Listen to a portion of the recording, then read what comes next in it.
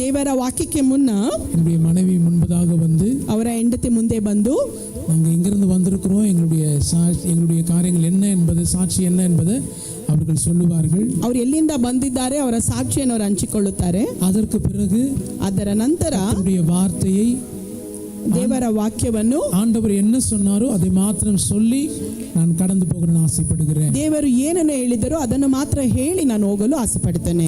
மனைவி முன்பதாக வந்து ಚಪ್ಪಾಳೆ ಹೊಡೆದು ಸಹೋದರಿ ರೋಸ್ಲಿನ್ ಅವರಿಗೆ ஹல்லேலூயா, ஹல்லேலூயா, ஹல்லேலூயா, ஹல்லேலூயா. சர்வருடைய நாமத்தினால நான் வாழ்த்துதலை தெரிவித்துக் கொள்ளுகிறேன். ಸರ್ವಶಕ್ತನಾದ ದೇವರ ನಾಮದಲ್ಲಿ ನಿಮ್ಮ ವಂದನೆಗಳನ್ನು ಹೇಳ್ತೇನೆ. இந்த நாளிலே உங்கள் முன்பாக நிற்கும்படியாக கர்த்தர் தந்த இந்த வாய்ப்புக்காகவும் உங்கள் அருமை போதகருக்காகவும் நன்றி தெரிவித்துக் ಈ கொள்ளுகிறேன். ದಿನದಲ್ಲಿ ನಿಮ್ಮ ಮಧ್ಯದಲ್ಲಿ ಇರುವಂತಹ ಅವಕಾಶವನ್ನು ದೇವರು ಕೊಟ್ಟಿರುವುದರಿಂದ ಅವರಿಗೂ ನಿಮ್ಮ ಬಾಲಕರಿಗೂ ನನ್ನ ವಂದನೆಗಳು. உங்களெல்லாம் பார்ப்பதில் எங்களுக்கு ரொம்ப சந்தோஷம். ನಿಮ್ಮನ್ನೆಲ್ಲ ನೋಡುವುದು ತುಂಬ ಸಂತೋಷ. எல்லாம் கொஞ்சம் நல்லா சிரிக்கலாமே, ನಗು ಮುಖದಿಂದ ಸ್ವಲ್ಪ ನಗ್ಬೋದಲ್ಲ.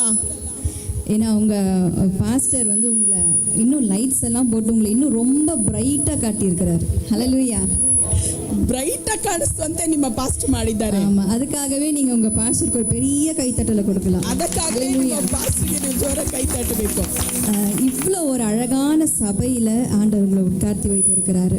உங்கள் போதகர் உங்களுக்கு எல்லா வசதிகளுமே செய்து கொடுத்துருக்காரு. நீங்கள் அதுக்குமே இன்னும் ஒரு பெரிய கைத்தட்டலை கொடுக்கலாம். இந்த ರಮ್ಯವಾದ ಸಭೆಯಲ್ಲಿ ಕುಳಿತುಕೊಂಡು ಎಲ್ಲ ಅನುಕೂಲತೆ ಮಾಡಿಕೊಟ್ಟಿದ್ದಾರೆ ನಿಮ್ಮ ಪಾಲಕರು. ಅವರಿಗಾಗಿ ಜೋರಾಗಿ ನೀವು ಚಪ್ಪಾಳೆ ಹೊಡೆಯುವಂತೆ ಕೇಳಿಕೊಳ್ಳುತ್ತಿದ್ದಾರೆ. நான் ஏன் சொல்கிறேன்றது உங்களுக்கு பின்னாடி புரியும். ನಾನು ಯಾಕೆ ಇದನ್ನು ಹೇಳ್ತಿದ್ದೇನೆ ಅಂತ ಆಮೇಲೆ ನಿಮ್ಗೆ ಅರ್ಥ ಆಗುತ್ತೆ. என்னுடைய பெயர் ரோஸ்லின், ಅವರ ಹೆಸರು ರೋಸ್ಲಿನ್ ಅಂತ. என்னுடைய கணவர் சார்ல்ஸ், ಅವರ ಯಜಮಾನರು ಚಾರ್ಲ್ಸ್ ಅಂತ. எங்களுக்கு 2 பிள்ளைங்க இருக்கிறாங்க. 2 ಜನ ಮಕ್ಕಳಿದ್ದಾರೆ. நாங்கள் சென்னை பட்டணத்தில் ஊழியம் பண்ணிகிட்ருக்கோம். ಅವರು ಚೆನ್ನೈ ಪಟ್ಟಣದಲ್ಲಿ ಸೇವೆ ಮಾಡುತ್ತಿದ್ದರು. நான் ரொம்ப சுருக்கமாக சொல்லிடுறேன் இந்த சாட்சிகளை. ಸ್ಮೂಕ್ಷವಾಗಿ ಹೇಳ್ತೇನೆ. நான் வந்து ஒரு பயங்கர ஒரு வைராக்கியமான ஒரு ஆர்சி குடும்பத்திலிருந்து ரட்சிக்கப்பட்டேன். ಒಂದು ವೈರಾಗ್ಯವಾದ ರೋಮನ್ ಕ್ಯಾಥಲಿಕ್ ಕುಟುಂಬದಿಂದ ರಕ್ಷಣೆ ಹೊಂದಿದವರು. என்னுடைய கணவர் வந்து ஒரு பயங்கரமான ஒரு வைராக்கியமான ஒரு சிஎஸ்ஐ குடும்பத்திலிருந்து ரட்சிக்கப்பட்டார். ಅವರು ಅದೇ ರೀತಿ ಅವರ ಯಜಮಾನರು ವೈರಾಗ್ಯವಾದ ಸಿಎಸ್ಐ ಕುಟುಂಬದಿಂದ ರಕ್ಷಣೆ ಹೊಂದಿದವರು. எங்க 2 பேர் ஆண்டவர் இணைப்பதற்கு முன்பாகவே நாங்கள் ஊழியத்தில் தான் இருந்தோம். ಅವರು ಮದುವೆ ಆಗುವುದಕ್ಕಿಂತ ಮುಂಚೆನೆ ಸೇವೆಯಲ್ಲಿ ಇದ್ದರು. நாங்கள் ஸ்ரீபெரும்புத்தூர் பட்டணத்தில் எங்களுடைய ஊழியத்தை நாங்கள் செய்து கொண்டிருந்தோம். ಸಹೋದರಿ ಅವರು ಶ್ರೀ ಪೆರಂಬತ್ತೂರು ಎಂಬಂತ ಊರಿನಲ್ಲಿ ಸೇವೆ ಮಾಡ್ತಾ ಇದ್ದಾರೆ. 2014 ஆண்டவர் எங்களோடு பேசினார். 2014ನೇ ವರ್ಷದಲ್ಲಿ ದೇವರವರೊಂದಿಗೆ ಮಾತನಾಡಿದರು. ஆண்டவர் எங்களோடு பேசினார். நீங்க ஒரு 21 நாட்கள் உபவாசம் இருக்கணும்னு சொல்லி ஆண்டவர் பேசினார். 21 ದಿನಗಳು ಉಪವಾಸ ಇದ್ದು ಪ್ರಾರ್ಥಿಸಿ ಅಂತ ದೇವರವರೊಂದಿಗೆ ಮಾತನಾಡಿದರು. ஆண்டவர் பேசினார், நீங்க உபவாசத்திற்கு வரும்பொழுது என் சமூகத்தில் நீங்க எந்த விண்ணப்பத்தையும் கொண்டு வரக்கூடாது. ದೇವರು ಹೇಳಿದೆ ಏನಂತಂದರೆ, ನೀವು ನನ್ನ ಸಮೂಹಕ್ಕೆ ಪ್ರಾರ್ಥಿಸಲು ಬರುವಾಗ ಯಾವ ವಿಜ್ಞಾಪನೆಗಳನ್ನು ಹೇಳಬಾರದು. கீழ்ப்படிஞ்சு சரி ஆண்டவரேன்னு சொல்லிட்டு நாங்கள் 21 நாள் உபவாசத்திற்காக நாங்கள் போயிட்டோம். 21 ದಿನ ಉಪವಾಸ ಇದ್ದು ಪ್ರಾರ್ಥಿಸಿದರು. ஆண்டவர் எங்களோடு பேசினார். ದೇವರವರೊಂದಿಗೆ ಮಾತನಾಡಿ, நான் உங்களை கடல் கடந்து கொண்டு போக போறேன்னு சொல்லி ஆண்டவர் பேசினார். ನಾನು ನಿಮ್ಮನ್ನು ಸಮುದ್ರವನ್ನು ದಾಟಿ ಹೋಗುವಂತೆ ಮಾಡ್ತೇನೆ ಅಂತ ಮಾತನಾಡಿದರು. அப்போ நமக்கு ரொம்ப சந்தோஷம். பிகாஸ் நம்ம ஓகே ஆண்டவர் நம்மளை யூஎஸ் கொண்டு போக போறார் போல இருக்கு. ತುಂಬಾ ಸಂತೋಷ ಆಯ್ತು ಅವರಿಗೆ. ನಾವು ಅಮೆರಿಕಾಗೆ ಹೋಗಲಿದ್ದೇವೆ ಅನ್ಸುತ್ತೆ. ஆண்டவர் பேசினார், நான் உங்களை அந்தமான் நிக்கோபார் தீவுக்கு கொண்டு போக போறேன்னு பேசினார். ಅಂಡಮಾನ್ ನಿಕೋಬಾರ್ ದ್ವೀಪಕ್ಕೆ ನಿಮ್ಮನ್ನು ಕರೆದೊಯ್ತೇನೆ ಅಂತ ದೇವರು ಮಾತನಾಡಿದರು. அது 2014 நமக்கு அந்தமான் நிக்கோபாரை குறித்து ஒரு விஷயம் தெரியாது. 2 விஷயம் தான் தெரியும். ஒன்று சுனாமி அண்ட் ஒன்று அது ஒரு டூரிஸ்ட் பிளேஸ். ಅಂಡಮಾನ್ ನಿಕೋಬಾರನ್ನು ಕುರಿತು 2 ಅಂಶಗಳು ಗೊತ್ತಿತ್ತು. ಒಂದು ಸುನಾಮಿ ಬಂದಿದ್ದಂಥ ಊರು, ಅದಿಲ್ಲದೆ ಮತ್ತು ಅಲ್ಲಿ ಟೂರಿಸ್ಟ್ ಹೋಗುವಂತ ಒಂದು ಸ್ಥಳ. ನಾನು ஆண்டவர்கிட்ட கேட்ட, ஆண்டவரே நாங்கள் என்ன தப்பு பண்ணோம், எங்களை சுனாமி வந்த இடத்துக்கு கூட்டிட்டு போறீங்களே. ದೇವರೇ, ನಾವು ಏನು ತಪ್ಪು ಮಾಡಿದ್ವಿ? ನಾವು ಸುನಾಮಿ ಬಂದಂತ ಸ್ಥಳಕ್ಕೆ ನಮ್ಮನ್ನು ಕರೆದೊಯ್ತಿದ್ದೀರಲ್ಲ. அப்போ ஆண்டவர் சொன்னாரு, இந்தியா மேப்பை நீங்க நல்லா உத்து பாருங்க. ಆಗ ದೇವರು ಭಾರತದ ಚಿತ್ರವನ್ನು ತೋರಿಸಿದರು, ಮ್ಯಾಪ್ ಅನ್ನು ತೋರಿಸಿ, அந்த இந்தியா மேப்ல அந்தமான் நிக்கோபார் ஐலண்ட்ஸ் ரொம்ப தூரத்தில் ஒரு சின்ன ஒரு ஸ்மால் ஸ்கேல் மாதிரி தான் இருக்கும். ಅಂಡಮಾನ್ ನಿಕೋಬಾರ್ ದ್ವೀಪಗಳು ಸ್ವಲ್ಪ ದೂರದಲ್ಲಿ, ಭಾರತಕ್ಕಿಂತ ಸ್ವಲ್ಪ ದೂರ ತಳ್ಳಿ ಇರುವಂತೆ ಕಾಣಲ್ಪಡುತ್ತದೆ. ஆண்டவர் பேசினார், அப்படி அந்த மக்களின் இருதயம் என்னை விட்டு ரொம்ப தூரத்தில் இருக்குது. ಆಗ ದೇವರವರೊಂದಿಗೆ ಮಾತನಾಡಿದರು, ಇದೇ ರೀತಿ ಅಲ್ಲಿರುವಂತ ಜನರ ಹೃದಯ ನನ್ನನ್ನು ಬಿಟ್ಟು ದೂರದಲ್ಲಿದೆ. சுனாமியை போல ஒரு அழிவை நான் அந்தமான் நிக்கோபார் தீவுகளில் கொடுக்க போறேன். ಸುನಾಮಿ ಅಂತೆ ಒಂದು ಪ್ರಳಯವನ್ನು ಆ ದ್ವೀಪಗಳಿಗೆ ಬರಲಿದೆ. அதற்கு முன்பாக நீங்க அங்க போய் நான் சொல்லுகிற ஊழியத்தை செய்யணும்னு ஆண்டவர் பேசினார். ಅದಕ್ಕಿಂತ ಮುಂಚೆ ನೀವು ಅಲ್ಲಿಗೆ ಹೋಗಿ ನಾನು ಹೇಳುವಂತ ಸೇವೆಯನ್ನು ಮಾಡಬೇಕು ಅಂತ ಹೇಳಿದರು. எத்தனை பேர் அப்படி சொன்னா போயிருப்பீங்க? ಎಷ್ಟು ಜನರು ಹಾಗೆ ಹೇಳಿದ್ರೆ ಹೋಗ್ತೀರಾ? ஹல்லேலூயா. அல்லேலூயா. ஆனால் ஆண்டவருடைய வார்த்தைக்கு நாங்கள் கீழ்ப்படிந்து நாங்கள் அந்தமான் நிக்கோபார் தீவுக்கு நாங்கள் கடந்து போனோம். ದೇವರ ಮಾತಿಗೆ ವಿಧೇಯತೆ ತೋರಿಸಿ ಆ ದ್ವೀಪಕ್ಕೆ ಅವರು ಹೋದರು. ஆனால் போகிறதுக்கு முன்னாடி எங்களுக்கு எந்த ஒரு ஐடியாவும் கிடையாது. ಹೋಗುವುದಕ್ಕಿಂತ ಮುಂಚೆ ಯಾವ ಒಂದು ಯೋಚನೆಗಳು ನಮಗಿರಲಿಲ್ಲ. எங்களுக்கு அந்தமான்ல யாரையும் தெரியாது. ಅಂಡಮಾನ್ನಲ್ಲಿ ಯಾರೂ ಪರಿಚಯ ಇಲ್ಲ, ஃப்ரெண்ட்ஸ் இல்லை, ரிலேட்டிவ்ஸ் இல்லை, ஒண்ணுமே தெரியாது. ಸ್ನೇಹಿತರಿಲ್ಲ, ಸಂಬಂಧಿಕರಿಲ್ಲ, ಯಾರೂ ಗೊತ್ತಿಲ್ಲ. ஆனால் ஆண்டவர் சொன்னாரு, நான் உங்களை வழி நடத்துவேன். ದೇವರು ಹೇಳಿದ್ರು, ನಾನು ನಿಮ್ಮನ್ನು ನಡೆಸಿಕೊಂಡು ಹೋಗ್ತೇನೆ. ஆண்டவரோட மேல விசுவாசத்தை வைத்து ஆண்டவர் எங்களை அங்க போக சொன்னார். ದೇವರ ಮೇಲೆ ನಂಬಿಕೆಯಿಂದ ವಿಶ್ವಾಸದಿಂದ ಅಲ್ಲಿಗೆ ಹೋಗುವುದಕ್ಕೆ ನಾವು ಪ್ರಯತ್ನಿಸಿದೆವು. என்னுடைய பிள்ளைகள், என்னுடைய மகளுக்கு அப்ப 5th படிக்கிறேன், என்னுடைய பையன் வந்து 3rd படிக்கிறான். ಆ ಸಮಯದಲ್ಲಿ ಅವರ ಮಗಳು 5ನೇ ತರಗತಿ, ಮಗ 3ನೇ ತರಗತಿಯನ್ನು ಓದ್ತಿದ್ದ. அப்ப நாங்க அந்தமான் நிக்கோபாருக்கு கடந்து போகணும்னு சொல்லி நாங்க யோசிச்சு நாங்க எல்லா திங்ஸ் எல்லாமே பேக் பண்ண ஆரம்பிச்சோம். ನಾವು ಆ ದ್ವೀಪಕ್ಕೆ ಅಂಡಮಾನ್ ನಿಕೋಬಾರ್ಗೆ ಹೋಗ್ಬೇಕು ಅಂತ ಎಲ್ಲವನ್ನು ಪ್ಯಾಕ್ ಮಾಡಲು ಪ್ರಾರಂಭಿಸಿದಾಗ ஆனா ஆண்டவர் கேட்டார், எங்க எடுத்துட்டு போறீங்க எல்லாத்தையும்? ಆಗ ದೇವರು ಮಾತನಾಡಿದ್ರು, ಇದನ್ನೆಲ್ಲ ತಗೊಂಡು ಎಲ್ಲಿಗೆ ಹೋಗ್ತಿದ್ದೀರಾ? இது எதுவுமே உங்களுக்கு அந்தமானுக்கு வேண்டாம் ஆண்டவர் பேசினார். ಇದು ಯಾವುದನ್ನು ನೀವು ತೆಗೆದುಕೊಂಡು ಹೋಗಬಾರದು, ಇದು ಬೇಡ ಅಂತ ಹೇಳಿದರು. ஆண்டவரே, அந்தமான் நிக்கோபார் தீவில் எனக்கு ஒண்ணுமே தெரியாது, ஆனா நாங்கள் போய் வாழ்கிறதுக்கு எங்களுக்கு திங்ஸ் வேணும் தானேன்னு கேட்கும் பொழுது, ಅಲ್ಲಿ ಏನೂ ಇಲ್ಲ, ಯಾರು ಪರಿಚಯ ಇಲ್ಲ, ಅಲ್ಲಿ ಹೋಗಿ ತೆಗೆದುಕೊಳ್ಳುವುದಕ್ಕೆ ವಸ್ತುಗಳು ಬೇಕಲ್ಲ ಅಂತ ಕೇಳಿದಾಗ ஆண்டவர் சொன்னாரு, நான் உங்களை எப்படி எலியாவை நான் போஷித்தனோ அப்படி நான் உங்களை போஷிப்பேன். அதனால இந்த பொருட்கள் எதுவுமே உங்களுக்கு அங்கே தேவையில்லைன்னு ஆண்டவர் பேசினேன். ಎಲಿಯನನ್ನು ಹೇಗೆ ನಡೆಸಿದನೋ ಹಾಗೆ ನಿಮ್ಮನ್ನು ನಡೆಸುತ್ತೇನೆ, ಈ ವಸ್ತುಗಳು ಯಾವುದೂ ನಿಮಗೆ ಬೇಡ ಅಂತ ದೇವರು ಹೇಳಿದರು. ஆண்டவர் சொன்னார், எல்லா பொருளையும் விட்டுட்டு எதையுமே நீங்க வித்து கூட பணத்தை கொண்டு போக கூடாது. ಎಲ್ಲವನ್ನು ಬಿಟ್ಟು ಯಾವುದನ್ನು ಮಾರಿ ಕೂಡ ಹಣವನ್ನು ಶೇಖರಿಸಬಾರದು. எல்லாத்தையும் யார் யாருக்கு தேவையோ எல்லாவற்றையும் கொடுத்துட்டு போகணும்னு ஆண்டவர் எங்ககிட்ட பேசினார். ಯಾರ್ಯಾರಿಗೆ ಅಗತ್ಯಗಳಿದೆಯೋ ಅದನ್ನೆಲ್ಲ ಅವರಿಗೆ ಕೊಟ್ಬಿಟ್ಟು ಏನು ಇಲ್ಲದೆ ಹೋಗಬೇಕು ನೀವು ಅಂತ ಹೇಳಿದರು. ரொம்ப ஒரு புதுசா இருந்தது எங்களுக்கு. ಅದು ತುಂಬಾ ಹೊಸದಾಗಿದ್ದಿತ್ತು ಕೇಳೋದಕ್ಕೆ. ஆனாலும் ஆண்டவருடைய வார்த்தைக்கு நாங்க கீழ்ப்படிஞ்சு, ಆದರೂ ದೇವರ ವಾಕ್ಯಕ್ಕೆ ನಾವು ವಿಧೇಯತೆ ತೋರಿಸಿ, எங்க 2 பேருக்கும் சொந்த வீடு இருந்தது, கார் இருந்தது, பைக் இருந்தது, எல்லா பொருளையும் ஆண்டு கொடுத்திருந்தார். ಅವರಿಬ್ಬರಿಗೂ ಸ್ವಂತ ಮನೆ ಇದ್ದಿತ್ತು, ವಾಹನಗಳಿದ್ದಿತ್ತು, ಎಲ್ಲ ಕೊಟ್ಟಿದ್ದರು. ஆனா எல்லாவற்றையும் நாங்க விட்டுட்டு ಎಲ್ಲವನ್ನು ಬಿಟ್ಟು நாங்க அந்தமானுக்காக கடந்து போனோம். ಅಂಡಮಾನಿಗೆ ಹೊರಟರು. ஆண்டவர் எங்க இடத்துல ஒரு வார்த்தை பேசினார். ದೇವರು ಒಂದು ವಾಕ್ಯದಿಂದ ಅವರೊಂದಿಗೆ ಮಾತನಾಡಿದರು. ஐசையா 43 அதிகாரம் 16வது வசனத்தை ஆண்டவர் எங்களோட பேசினார். ಏಸಾಯ 43:16ನೇ ವಾಕ್ಯದಿಂದ ದೇವರು ಅವರೊಂದಿಗೆ ಮಾತನಾಡಿದರು. குருடரை அவர்கள் அறியாத வழியில நடத்தி அவர்களுக்கு தெரியாத பாதைகளில் அவர்களை அழைத்து கொண்டு வந்து அவர்களுக்கு முன்பாக இருளை வெளிச்சமும் கோணலை செவியுமாக்குவேன். இந்த காரியங்களை செய்து நான் அவர்களை கைவிடாதிருப்பேன். இந்த வசனத்தை ஆண்டவர் எங்களோட பேசினார். ಈ ವಾಕ್ಯದ ಮುಖಾಂತರ ದೇವರು ಅವರೊಂದಿಗೆ ಮಾತನಾಡಿದರು. ஆண்டவர் எல்லார்கிட்டயுமே வந்து வருத்தப்பட்டு பாரம் சுமக்கிறவர்களை நீங்க எல்லாம் என்கிட்ட வாங்கன்னு ஆண்டவர் எல்லார்ட்டும் பேசியிருப்பாரு. ಎಲ್ಲರ ಹತ್ರ ದೇವರು ಭಾರ ಹೊತ್ತುವವರೇ ನನ್ನ ಬಳಿಗೆ ಬನ್ನಿ, ನಾನು ನಿಮಗೆ ವಿಶ್ರಾಂತಿ ಕೊಡ್ತೇನೆ ಅಂತ ಹೇಳಿರ್ಬೋದು. ஆண்டவர் எங்களிடத்துல பேசினது, குருடரை போல என்கிட்ட வரணும்னு ஆண்டவர் பேசினார். ಅರೆ ದೇವರು ಇವರೊಂದಿಗೆ ಮಾತನಾಡಿದ್ರು, ಕುರುಡರಂತೆ ನನ್ನನ್ನು ನಂಬಿ ಬನ್ನಿ ಅಂತ. குருடருக்கு எதுவுமே தெரியாது, ಕುರುಡರಿಗೆ ಏನು ಗೊತ್ತಿಲ್ಲ, என்ன இருக்கு, எப்படி போகணும், என்ன இருக்கு, எதுவுமே தெரியாது. ಎಲ್ಲಿದೆ, ಹೇಗಿದೆ, ಹೇಗೆ ಹೋಗಬೇಕು, ಯಾವ ಒಂದು ತಿಳುವಳಿಕೆನೂ ಇರುವುದಿಲ್ಲ. குச்சி தான் அவனுக்கு வழிகாட்டி, ಅವನಿಗಿರುವಂತ ಕೋಲೆ ಅವನಿಗೆ ಮಾರ್ಗದರ್ಶಿ. அப்படி ஆண்டவர் எங்களிடத்துல பேசினார். ಹಾಗೆ ದೇವರು ಅವರೊಂದಿಗೆ ಮಾತನಾಡಿದರು. குருடரை போல் என்கிட்ட வாங்க, நான் உங்களை வழி நடத்துவேன். ನೀವು ಕುರುಡರಂತೆ ನನ್ನ ಬಳಿಗೆ ಬನ್ನಿ, ನಾನು ನಿಮ್ಮನ್ನು ನಡೆಸುತ್ತೇನೆ. அப்படி நாங்க ஆண்டவருடைய வார்த்தை கீழ்ப்படியும் பொழுது என்னுடைய தாயார், நாங்க அண்டமான் போகணும்னு நினைக்கும் போது எங்க மம்மிக்கு 4th ஸ்டேஜ் கேன்சர் டயக்னோஸ் பண்றாங்க.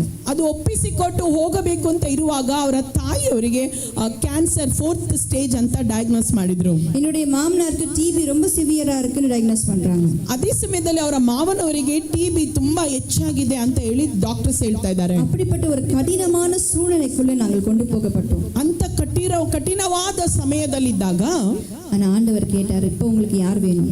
ಈಗ ದೇವರು ಕೇಳಿದ್ರು, ನಿಮ್ಗೆ ಯಾರು ಬೇಕು? குடும்பம் வேணுமா, நான் வேணுமா? ನಿಮಗೆ ಕುಟುಂಬ ಬೇಕಾ ಇಲ್ಲ ನಾನು ಬೇಕಾ? ரொம்ப கிரிட்டிக்கலான ஒரு சிச்சுவேஷன், முடிவெடுக்க முடியாத ஒரு சூழ்நிலை. ತೀರ್ಮಾನ ತೆಗೆದುಕೊಳ್ಳಲಾರದಂತ ಒಂದು ಸ್ಥಿತಿ. ஆனாலும் நாங்கள் ஆண்டவர் கீழ்ப்படிந்து குடும்பத்தை விட்டுட்டு நாங்க அண்டமானுக்கு கடந்து போனோம்.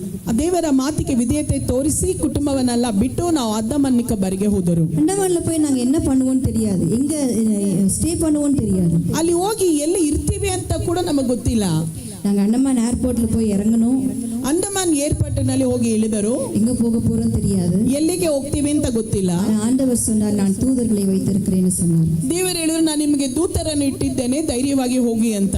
நாங்க கொஞ்ச நேரம் அப்படியே வெயிட் பண்ணிட்டு இருந்தோம், ಕ್ರೌಡ್ எல்லாம் கலையிட்டோன்னு வெயிட் பண்ணிட்டு இருந்தோம். ನಾವು ಅದು ನಿಲ್ದಾಣದಲ್ಲಿ ನಿಂತುಕೊಂಡು ಎಲ್ಲ ಹೋಗಲಿ ಗುಂಪು ಕಳೆಯಲಿ ಅಂತ ಕಾಯ್ತಿದ್ವಿ. அப்ப அங்க ஒரு 3 பாஸ்டர்ஸ் நின்றுட்டு இருந்தாங்க. ಅಲ್ಲಿ ಏರ್ಪೋರ್ಟ್ ನಲ್ಲಿ 3 ಪಾಲಕರು ನಿಂತಿದ್ದರು. அப்ப நாங்க அவங்க கிட்ட கேட்டோம், எப்பயாவது ஏர்போர்ட்ல இருந்து கொஞ்சம் வெளியில போகிறதுக்கு ஏதாச்சும் எங்களுக்கு ஹெல்ப் பண்ண முடியுமான்னு சொல்லி கேட்டோம். ಈ ಏರ್ಪೋರ್ಟಿನಿಂದ ಹೊರಗಡೆ ಹೋಗುವುದಕ್ಕೆ ನಮಗೆ ಸಹಾಯ ಮಾಡ್ತೀರಾ ಅಂತ ಕೇಳಿದೆವು. அப்ப அவங்க கேட்டாங்க, நீங்க டூரிஸ்ட் தானே, ஏன் அப்படி கேக்குறீங்க? ಅವ್ರು ಕೇಳಿದ್ರು, ನೀವು ಟೂರಿಸ್ಟ್ ಆಗಿ ಬಂದಿದ್ದೀರಲ್ಲ, ಯಾಕೆ ಕೇಳ್ತಿದ್ದೀರಾ? அப்ப நாங்க சொன்னோம், இல்ல நாங்க ஊழியத்திற்காக வந்திருக்கிறோம், எங்க போறதுன்னு எங்களுக்கு தெரியல. ನಾವು ಸೇವೆಗಾಗಿ ಬಂದಿದ್ದೇವೆ, ಎಲ್ಲಿಗೆ ಹೋಗಬೇಕು ಅಂತ ಗೊತ್ತಿಲ್ಲ. அப்ப அவங்க சொன்னாங்க, ಆಗ ಅವ್ರು ಹೇಳಿದ್ರು, நாங்க இப்பதான் ஒரு கெஸ்ட்டை ரிசீவ் பண்றதுக்காக நாங்க ஏர்போர்ட் வந்திருக்கோம், ஆனா இப்பதான் அவர் கால் பண்ணாரு, நாங்க அவர் ஃப்ளைட்டை மிஸ் பண்ணிட்டோம்னு சொல்லி கால் பண்ணாரு. ನಾವು ಒಂದು ಅತಿಥಿಯನ್ನು ಸ್ವೀಕರಿಸುವುದಕ್ಕಾಗಿ ಇಲ್ಲಿ ಬಂದಿದ್ದೆವು, ಈಗ ತಾನೇ ಅವ್ರು ಕರೆ ಮಾಡಿ ಹೇಳಿದ್ರು, ನಾನು ಫ್ಲೈಟ್ ಮಿಸ್ ಮಾಡಿಬಿಟ್ಟೆ, ಬರೋದಕ್ಕಾಗೋದಿಲ್ಲ ಅಂತ. ஆனா அவருக்காக நாங்க ஒரு ரூம் ரெடி பண்ணி வச்சிருக்கோம், அவருக்காக கார் கொண்டு வந்திருக்கோம், வேணா நீங்க யூஸ் பண்ணிக்கோங்க. ಅವರಿಗಾಗಿ ಒಂದು ರೂಮ್ ಸಿದ್ಧ ಮಾಡಿದ್ದೇವೆ, ಕಾರ್ ಸಿದ್ಧ ಮಾಡಿದ್ದೇವೆ, ಬೇಕಾದ್ರೆ ನೀವು ಉಪಯೋಗಿಸಿಕೊಳ್ಳಿ ಅಂತ ಹೇಳಿದರು. ஹல்லேலூயா. ಹಲ್ಲೆಲೂಯಾ. அப்படி ஆண்டவர் எங்களை அண்டமான் நிக்கோபாருக்குள்ளாய் வழி நடத்தினார். ಹಾಗೆ ಆಶ್ಚರ್ಯವಾಗಿ ದೇವರವರನ್ನು ನಡೆಸಿದರು. அண்டமான் நிக்கோபார் ஒரு 572 ஐலாண்ட்ஸ் கொண்ட ஒரு அழகான ஒரு தீவு. ಒಂದು 572 ಇರುವಂತಹ ಸ್ಥಳಗಳು, ದ್ವೀಪಗಳು ಇರುವಂತಹ ಒಂದು ದೇಶನೇ ಊರೇ ಅಂಡಮಾನ್ ನಿಕೋಬಾರ್ ಐಲ್ಯಾಂಡ್. உங்க எல்லாருக்கும் அண்டமான் குறித்து தெரிஞ்சுக்கோ நான் நினைக்கிறேன். ನಿಮಗೆಲ್ಲರಿಗೂ ಗೊತ್ತಲ್ಲ, ಕೇಳಿದ್ದೀರಾ ಅಂಡಮಾನ್ ನಿಕೋಬಾರ್ ಕೇಳಿದ್ದೀರಾ? ஸோ அந்த தீவில் 38 ஐலாண்ட்ஸில் மட்டும்தான் ஜனங்களால் ஆக்சஸ் பண்ண முடியும். ಅಲ್ಲಿ 38 ದ್ವೀಪಗಳಿಗೆ ಮಾತ್ರ ಜನರನ್ನು ಹೋಗಿ ನೀವು ಭೇಟಿ ಮಾಡಬಹುದು. ஸோ அப்படி ஆண்டவர் அங்கே இன்னும் ஆண்டவரை குறித்து அறியாத தீவுகள் அதிகமாக இருக்கிறது. ದೇವರನ್ನು ಕುರಿತು ತಿಳಿಯದೇ ಇರುವಂತ ದ್ವೀಪಗಳು ತುಂಬಾ ಹೆಚ್ಚಾಗಿದೆ. 21 ಲ್ಯಾಂಗ್ವೇಜ್ பேசக்கூடிய மக்கள் அங்கே வசிக்கிறார்கள். 21 ಭಾಷೆಗಳನ್ನು ಆಡುವಂತ ಮಕ್ಕಳಲ್ಲಿದ್ದಾರೆ. பாஸ்டர் சொன்னார், இங்கே நம்ம ஊர்லலாம் வந்து ஃபுல்லாக நம்ம இந்தியாவில் எல்லாமே கேஸ்ட் பார்ப்பாங்கன்னு சொல்லி, ஆனால் அண்டமான்ல கேஸ்டே கிடையாது. ಇಲ್ಲಿ ನಾವು ಮತಗಳು ಜಾತಿ ನೋಡ್ತೀವಿ ಅಂತ ಹೇಳಿದ್ರು ನಿಮ್ಮ ಪಾಲಕರು, ಆದ್ರೆ ಅಂಡಮಾನಲ್ಲಿ ಆ ತರ ಇಲ್ಲವೇ ಇಲ್ಲ, ಜಾತಿ ಇಲ್ಲವೇ ಇಲ್ಲ. அப்போ நாங்கள் அங்கே போயிட்ட பிறகு 3 மாதம் ரொம்ப கஷ்டப்பட்டோம். ಅಲ್ಲಿ ಹೋಗಿ 3 ತಿಂಗಳು ತುಂಬಾ ಕಷ್ಟಪಟ್ಟರು. ஏன்னா என்னுடைய பிள்ளைகளுக்கு நாங்கள் என்ன சமையல் பண்ணி கொடுப்போம்னு தெரியாது, ஏன்னா எங்ககிட்ட பாத்திரமே கிடையாது. ಯಾವ ಅಡಿಗೆ ಮಾಡುವುದಕ್ಕೆ ಪಾತ್ರೆ ಕೂಡ ಇಲ್ಲ, ಏನ್ ಮಾಡುದು ಅಂತಾನು ಗೊತ್ತಿಲ್ಲ. ஒரு குருடரை போல தான் நாங்கள் அண்டமான் நிக்கோபார் தீவுகள் இருந்தோம். ಒಂದು ಕುರುಡರಂತೆ ನಾವು ಆ ದ್ವೀಪದಲ್ಲಿ ಇದ್ದೆವು. 2 சின்ன சின்ன பசங்க, எனக்கு தண்ணி கொடுக்க கூட ஒரு டம்ளர் இல்லை. ಚಿಕ್ಕ ಚಿಕ್ಕ ಮಕ್ಕಳು ನೀರು ಕುಡಿಯುವುದಕ್ಕೂ ಕೂಡ ಒಂದು ಲೋಟ ಇರಲಿಲ್ಲ. ஒரு 3 மாதங்கள் ரொம்ப கஷ்டப்பட்டோம். என்னுடைய பிள்ளைகளுக்கு என்னுடைய சாரியில் தான் படுப்பாங்க. 3 ತಿಂಗಳು ತುಂಬಾ ಕಷ್ಟಪಟ್ಟರು. ಇವರ ಸೀರೆಯಲ್ಲೇ ಅವರ ಮಕ್ಕಳು ಮಲಗುತ್ತಿದ್ದಾರಂತೆ. இங்க சென்னையில் இருக்கும்போது எல்லா வசதிகளோட வாழ்ந்த என் பிள்ளைகள், கார்ல பைக்ல போன என் பிள்ளைகள், கேட்கறதெல்லாம் கிடைத்த என் பிள்ளைகளுக்கு அங்கே ஒன்றுமே கிடைக்கல. ಇಲ್ಲಿ ಚೆನ್ನೈಯಲ್ಲಿ ಇರುವಾಗ ಅವರ ಮಕ್ಕಳು ವಾಹನಗಳಲ್ಲಿ ಪ್ರಯಾಣ ಮಾಡುತ್ತಾ ಅವ್ರು ಏನ್ ಬೇಕೋ ಅದು ತಿಂತ ಆಡಂಬರವಾಗಿದ್ದರು, ಆದ್ರೆ ಅಲ್ಲಿ ಅವರಿಗೆ ಏನು ಸಿಕ್ಕಲಿಲ್ಲ. ஆண்டவர் எங்களை 3 மாதம் புடமிட்டார். நாங்க விட்டு வந்த காரியங்களை குறித்து யோசிக்கிறோமா, இல்ல ஆண்டவருக்காக நாங்கள் எல்லாவற்றையும் இழந்து அந்த இடத்துல நிற்கிறோமா? ஆண்டவர் எங்களை புடமிட ஆரம்பித்தார். 3 ತಿಂಗಳು ದೇವರು ನಮಗೆ ಪರಿಚಯ ಮಾಡಿ ನೋಡಿದರು. ಬಿಟ್ಟು ಬಂದಂತ ಕಾರ್ಯಗಳನ್ನು ಕುರಿತು ಯೋಚಿಸುತ್ತಿದೆಯಾ, ಇಲ್ಲ ಕರ್ತನ ಮೇಲೆ ಭರವಸೆ ಇಡುತ್ತೀಯಾ ಎಂಬುದಾಗಿ ನೋಡಿದರು. அந்த இடத்துல ஒரு 3 மாதம் கழித்து திடீர்னு ஒரு சிஸ்டர் உங்களுக்கு கதவு தட்டினாங்க. 3 ತಿಂಗಳಾದ ಮೇಲೆ ಒಂದು ಸಹೋದರಿ ಬಂದು ಬಾಗಿಲನ್ನು ಬಡಿದರು. அப்ப நான் கதவு திறந்த சிஸ்டர் சொல்றாங்க, நீங்க தான் சென்னையில இருந்து வந்திருக்கீங்களா? ಅವರು ನೋಡಿ, ನೀವೇನಾ ಚೆನ್ನೈಯಿಂದ ಬಂದಿದ್ದು ಅಂತ ಕೇಳಿದರು.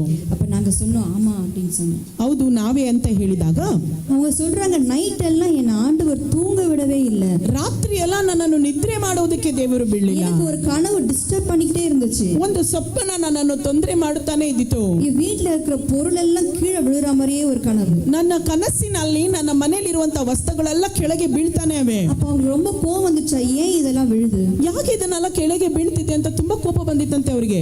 அப்ப ஆண்டவர் சொன்னார், உன்னுடைய தேவைக்கு மிஞ்சின பொருட்களை நீ வைத்துக் கொண்டிருக்கிறார், யாருக்காக வச்சிட்டு இருக்கிற? ನಿನಗೆ ಅಗತ್ಯವಿಲ್ಲದೆ ಇರುವಂತ ವಸ್ತುಗಳನ್ನೆಲ್ಲ ನೀನು ಇಲ್ಲಿ ಇಟ್ಟಿದ್ಯಲ್ಲ, ಯಾರಿಗೋಸ್ಕರ ಇಟ್ಟಿದ್ಯಾ ಅಂತ ದೇವರು ಕೇಳಿದ್ರು. எல்லாவற்றையும் பேக் பண்ணி என்னுடைய பிள்ளைகளுக்கு போய் கொடுன்னு ஆண்டவர் பேசி, ಇದನ್ನೆಲ್ಲ ನೀನು ಪ್ಯಾಕ್ ಮಾಡಿ ನನ್ನ ಮಕ್ಕಳಿಗೆ ಹೋಗಿ ಕೊಡು ಅಂತ ದೇವರು ಮಾತನಾಡಿದ್ದಾರೆ. அவங்களுக்கு புரியல யார் வந்திருக்கிறா என்னன்னு தெரியாம அவங்க காலை எழுச்சிக்கும் போது அவங்க அந்த கனவு அவங்களை டிஸ்டர்ப் பண்ணிட்டே இருந்தாங்க. ಅವ್ರಿಗೆ ಏನು ಅಂತ ತಿಳಿಯದೆ ಬೆಳಗ್ಗೆ ಎದ್ದೇಳಿದಾಗ ಬೆಳಗಿನ ಜಾವದಲ್ಲಿ ಕೂಡ ಅವರಿಗೆ ಅದು ತೊಂದರೆ ಕೊಡ್ತಾನೆ ಇತ್ತು. உடனே அவங்க எல்லா திங்ஸையும் பேக் பண்ணிட்டு எங்க வீட்டுக்கு வந்தாங்க. ಅವರು ಎಲ್ಲ ವಸ್ತುಗಳನ್ನು ತಗೊಂಡು ಅವರ ಮನೆಗೆ ಬಂದರು. அவங்க சொல்றாங்க, நான் உங்க வீட்டுக்கு எப்படி வந்தேன்னு எனக்கு தெரியாது, ನಿಮ್ಮ ಮನೆಗೆ ಹೇಗೆ ಬಂದೆ ಅಂತ ನನಗೆ ಗೊತ್ತಿಲ್ಲ, ನನಗೆ ವಿಳಾಸ ಗೊತ್ತಿಲ್ಲ, என்ன அட்ரஸ் கொடுத்தேன்னு எனக்கு தெரியாது, ನಾನು ಆಟೋದವನಿಗೆ ಯಾವ ಅಡ್ರೆಸ್ ಕೊಟ್ಟೆ ಅಂತಾನೂ ನನಗೆ ಗೊತ್ತಿಲ್ಲ. நான் ஆட்டோல ஏறினது மட்டும் தான் எனக்கு தெரியும். ಆದ್ರೆ ಆಟೋ ಒಳಗೆ ಹತ್ತಿ ಕೂತಿದ್ದು ಮಾತ್ರ ನನಗೆ ಗೊತ್ತು.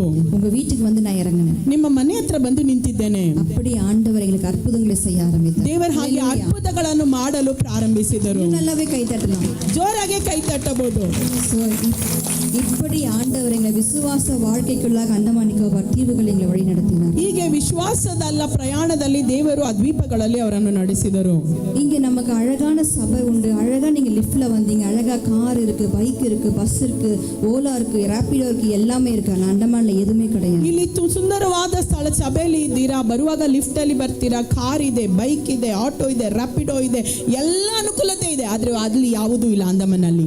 எல்லாம் போனாலும் ஷிப்ல தான் போகணும். ಎಲ್ಲಿಗೆ ಹೋದರೂ ಶಿಪ್ ನಲ್ಲೇ ಪ್ರಯಾಣಿಸಬೇಕು. இருக்கலே ரொம்ப மோசமான ஒரு டிராவல் கேட்டா அது ஷிப் டிராவல் தான். ತುಂಬಾ ಮೋಸವಾದ ಒಂದು ಪ್ರಯಾಣ ಅಂದ್ರೆ ಅದು ಹಡಗಿನಲ್ಲಿ ಹೋಗುವುದು, ಶಿಪ್ ನಲ್ಲಿ. நம்ம நினைச்ச உடனே ஒரு இடத்துக்கு போக முடியாது, நினைச்ச உடனே ஒரு இடத்துக்கு வர முடியாது. ನೆನೆಸಿದ್ದ ಮಾತ್ರದಲ್ಲಿ ಒಂದು ಸ್ಥಳಕ್ಕೆ ಹೋಗುವುದು ಬರುವುದು ಅದು ಸಾಧ್ಯನೇ ಇಲ್ಲ. ಅಲ್ಲಿ ஒரு ஐலாண்டுக்கு போகணும்னு சொன்னா it takes 3 days. ಒಂದೊಂದು ದ್ವೀಪಗಳಿಗೆ ಹೋಗ್ಬೇಕು ಅಂದ್ರೆ 3 ದಿನಗಳು ಪ್ರಯಾಣಿಸಬೇಕಂತೆ. சில ஐலாண்ட்ஸ்க்கு போகும்போது 8 hours எடுக்கும், 9 hours எடுக்கும். ಒಂದೊಂದು ದ್ವೀಪಗಳಲ್ಲಿ 8 ಗಂಟೆ ಕಾಲ, 9 ಗಂಟೆ ಕಾಲ ಪ್ರಯಾಣ. நமக்கு இங்க இருந்து பார்க்கும்போது ஒரு சின்ன ஐலாண்ட் இங்க இருக்கும், ನೋಡುವುದಕ್ಕೆ ಹತ್ರದಲ್ಲಿ ಇರೋ ತರ ಇರುತ್ತದೆ ಆ ದ್ವೀಪ. நினைப்ப ஒரு 10 minutesல போயிடலான்னு, 10 ನಿಮಿಷದಲ್ಲಿ ಹೋಗ್ಬಿಡೋಣ ಅಂತ ಅನ್ಕೋತೀವಿ. but it takes 1 hour to reach that island. ಆದ್ರೆ 1 ಅವರ್ ಆಗುತ್ತೆ ಅಲ್ಲಿ ಹೋಗಿ ಸೇರುವುದಕ್ಕೆ. மிகவும் ஒரு கடினமான சூழ்நிலை தான் அண்டமானுக்குள்ள இருக்கிறது. ತುಂಬಾ ಕಠಿಣವಾದ ಸ್ಥಿತಿ ಅಂಡಮಾನಿನಲ್ಲಿದೆ. ஆனா நாங்க போகும்போது ஆண்டவர் எங்க இடத்துல எதுவுமே சொல்லல. ನಾವು ಹೋಗುವಾಗ ದೇವರು ನಮಗೆ ಯಾವುದನ್ನು ಕುರಿತು ಹೇಳಲಿಲ್ಲ. அந்த காஸ்ட் ஆஃப் லிவிங் ரொம்ப ரொம்ப அதிகம். ಅಲ್ಲಿ ಬೆಲೆ ತುಂಬಾ ಜಾಸ್ತಿ ಇದೆ ವಸ್ತುಗಳು. ஒரு காலிஃப்ளவர் 250 rupees, ಒಂದು ಕಾಲಿಫ್ಲವರ್ ಬೆಲೆ 250 ರೂಪಾಯಿ, 1 kg தக்காளி 150 ரூபாய், 1 kg ಟೊಮೆಟೊ 150 ರೂಪಾಯಿ. அங்க இந்த கொத்தமல்லி கருவேப்பிலை எல்லாம் 15 கிராம் 10 grams தான் கொடுப்பாங்க. ಅಲ್ಲಿ ಗ್ರಾಮ್ ಅಳತೆಯಲ್ಲಿ ಕೊಡ್ತಾರಂತೆ ಕೊತ್ತಂಬರಿ ಕರ್ವೇ ಸೊಪ್ಪಲ್ಲ. அந்த 10 கிராம் 60 rupees 70 rupees. 10 ಗ್ರಾಮ್ 60 ರೂಪಾಯಿ. நாங்கள் அண்டமானுக்கு போகும்போது எங்க இடத்துல பணம் இல்லாம தான் நாங்க போனோம். ಅಂಡಮಾನಿಗೆ ಹೋಗುವಾಗ ಹಣ ಇಲ್ಲದೇನೆ ಹೋದೆವು. டிக்கெட் போட்டுட்டு போகிறதுக்கு கூட எங்க இடத்துல பணம் இல்ல. ಟಿಕೆಟ್ ಹಾಕೊಂಡು ಹೋಗುವುದಕ್ಕೆ ಕೂಡ ಹಣ ಇರಲಿಲ್ಲ. எங்க இடத்துல அந்த நேரத்துல வெறும் 1000 ரூபாய் தான் இருந்தது. 1000 ರೂಪಾಯಿ ಇಟ್ಕೊಂಡು ಅವರು ಪ್ರಯಾಣಿಸಲು ಪ್ರಾರಂಭಿಸಿದರು. ஆனா நாங்க ஏஜென்சில போய் டிக்கெட்டை கேட்கும்போது it was 37,900 rupees. ಅಲ್ಲಿ ಹೋಗಿ ಏಜೆನ್ಸಿಯಲ್ಲಿ ಎಷ್ಟು ಟಿಕೆಟ್ ಅಂತ ಕೇಳುವಾಗ 37,900 ರೂಪಾಯಿ ಮಾತ್ರ ಅಂತ ಹೇಳಿದರು. நீங்க யோசிச்சு பாருங்க, கையில 1000 ரூபாயோட போறோம், அதுவும் நாங்க லஞ்ச் எல்லாம் சாப்பிட்டு 200 rupees தான் எங்ககிட்ட இருந்துச்சு. 1000 ರೂಪಾಯಿದಲ್ಲಿ ತಿಂಡಿ ತಿಂದು ಎಲ್ಲ ಖರ್ಚು ಮಾಡಿ ಬರೀ 200 ರೂಪಾಯಿ ಇಟ್ಕೊಂಡಿದ್ರು ಅಷ್ಟೇ ಅವರು. ஆனா போய் டிக்கெட் 37,900 rupees. ಅಲ್ಲಿ ಹೋಗಿ ಕೇಳಿದರೆ ಬೆಲೆ 37,900 ರೂಪಾಯಿ ಅಂತ ಹೇಳಿದ್ರು. என்ன பண்ணுவோம் ஏது பண்ணுவோம் தெரியாது. ಏನ್ ಮಾಡೋದು ಅಂತ ಗೊತ್ತಾಗ್ಲಿಲ್ಲ. அந்த ஏஜென்சி ரொம்ப அர்ஜ் பண்றாங்க, நீங்க எப்படியாச்சும் டிக்கெட் வாங்கிடுங்க இல்ல ஆன்லைன்ல புக் ஆயிடும். ಅಲ್ಲಿ ಏಜೆನ್ಸಿ ಅವ್ರು ಹೇಳ್ತಿದ್ರೆ ಬೇಗ ಬೇಗ ಖರೀದಿಸಿ ಇಲ್ಲಾಂದ್ರೆ ಬುಕ್ ಆಗ್ಬಿಡುತ್ತೆ. ஆனா ஆண்டவரத்துல நாங்க வந்து ஒரு சொட்டு கண்ணீர் விட்டோம், ஆண்டவரே கையில 200 ரூபாய் இருக்கு, நாங்க எப்படி அந்த டிக்கெட்டை வாங்குவோம்? ನಾನು ಬಂದ ಪಕ್ಕದಲ್ಲಿ ಪ್ರಾರ್ಥಿಸಿದೆ, ಕಣ್ಣೀರಿನ ದೇವರೇ 200 ರೂಪಾಯಿ ಇಟ್ಕೊಂಡು ನಾನು ಹೇಗೆ ತೆಗೆದುಕೊಳ್ಳೋದು? ஆண்டவர் சொன்னார், ஏன் கலங்குறீங்க, அழைத்தது நான் அல்லவா? ನೀನ್ ಯಾಕೆ ಚಿಂತೆ ಪಡ್ತೀಯ, ಕರೆದಿದ್ದು ನಾನಲ್ಲವಾ? உடனே ஆண்டவர் சொன்னார், இப்போ ATM போய் பேலன்ஸ் செக் பண்ணு. ನೀನೀಗ ಹೋಗಿ ATM ಅಲ್ಲಿ ಹೋಗಿ ಬ್ಯಾಲೆನ್ಸ್ ಚೆಕ್ ಮಾಡು. நாங்க சொன்னோம், இப்பதான் நான் செக் பண்ண பேலன்ஸ் நில். ಈಗ ತಾನೇ ನೋಡ್ಕೊಂಡು ಬರ್ತಾ ಇದ್ದೀನಿ, ಬ್ಯಾಲೆನ್ಸ್ ಇಲ್ಲ, ಶೂನ್ಯ ಇದೆ. ஆண்டவர் சொன்னார், அது உன் மூளையில உன் யோசனை நீ செக் பண்ண, இப்ப என்னுடைய வார்த்தை கேட்டு போய் செக் பண்ணு. ನಿನ್ನ ಯೋಚನೆ ಪ್ರಕಾರ ಚೆಕ್ ಮಾಡಿದೆ, ಈಗ ನನ್ನ ಮಾತು ಕೇಳಿ ಹೋಗಿ ಚೆಕ್ ಮಾಡು ಅಂತ ಹೇಳಿದ್ರು. அங்க போய் செக் பண்ணும்போது 40,000 எங்களுடைய பேங்க் அக்கவுண்ட்ல. ಅಲ್ಲಿ ಹೋಗಿ ನೋಡುವಾಗ 40,000 ರೂಪಾಯಿ ಇತ್ತು ಬ್ಯಾಂಕ್ ಅಕೌಂಟ್ ನಲ್ಲಿ. ஆண்டவர் எங்களுடைய தேவைகளை அறிந்து யாரோ ஒருவரை கொண்டு ஆண்டவர் எங்கள் தேவைகளை முன்னமே சந்தித்து வைத்திருந்தார். ಯಾರೋ ಒಬ್ಬರನ್ನು ಕುರಿತು ದೇವರು ನಮ್ಮ ಅಗತ್ಯಗಳನ್ನು ಈಗಾಗಲೇ ಪೂರೈಸಿದ್ದರು. அப்படி நாங்க அந்த காசை போட்டு அண்டமானுக்கு வரும்போது எங்களிடத்துல வெறும் 2000 போட தான் போனோம்.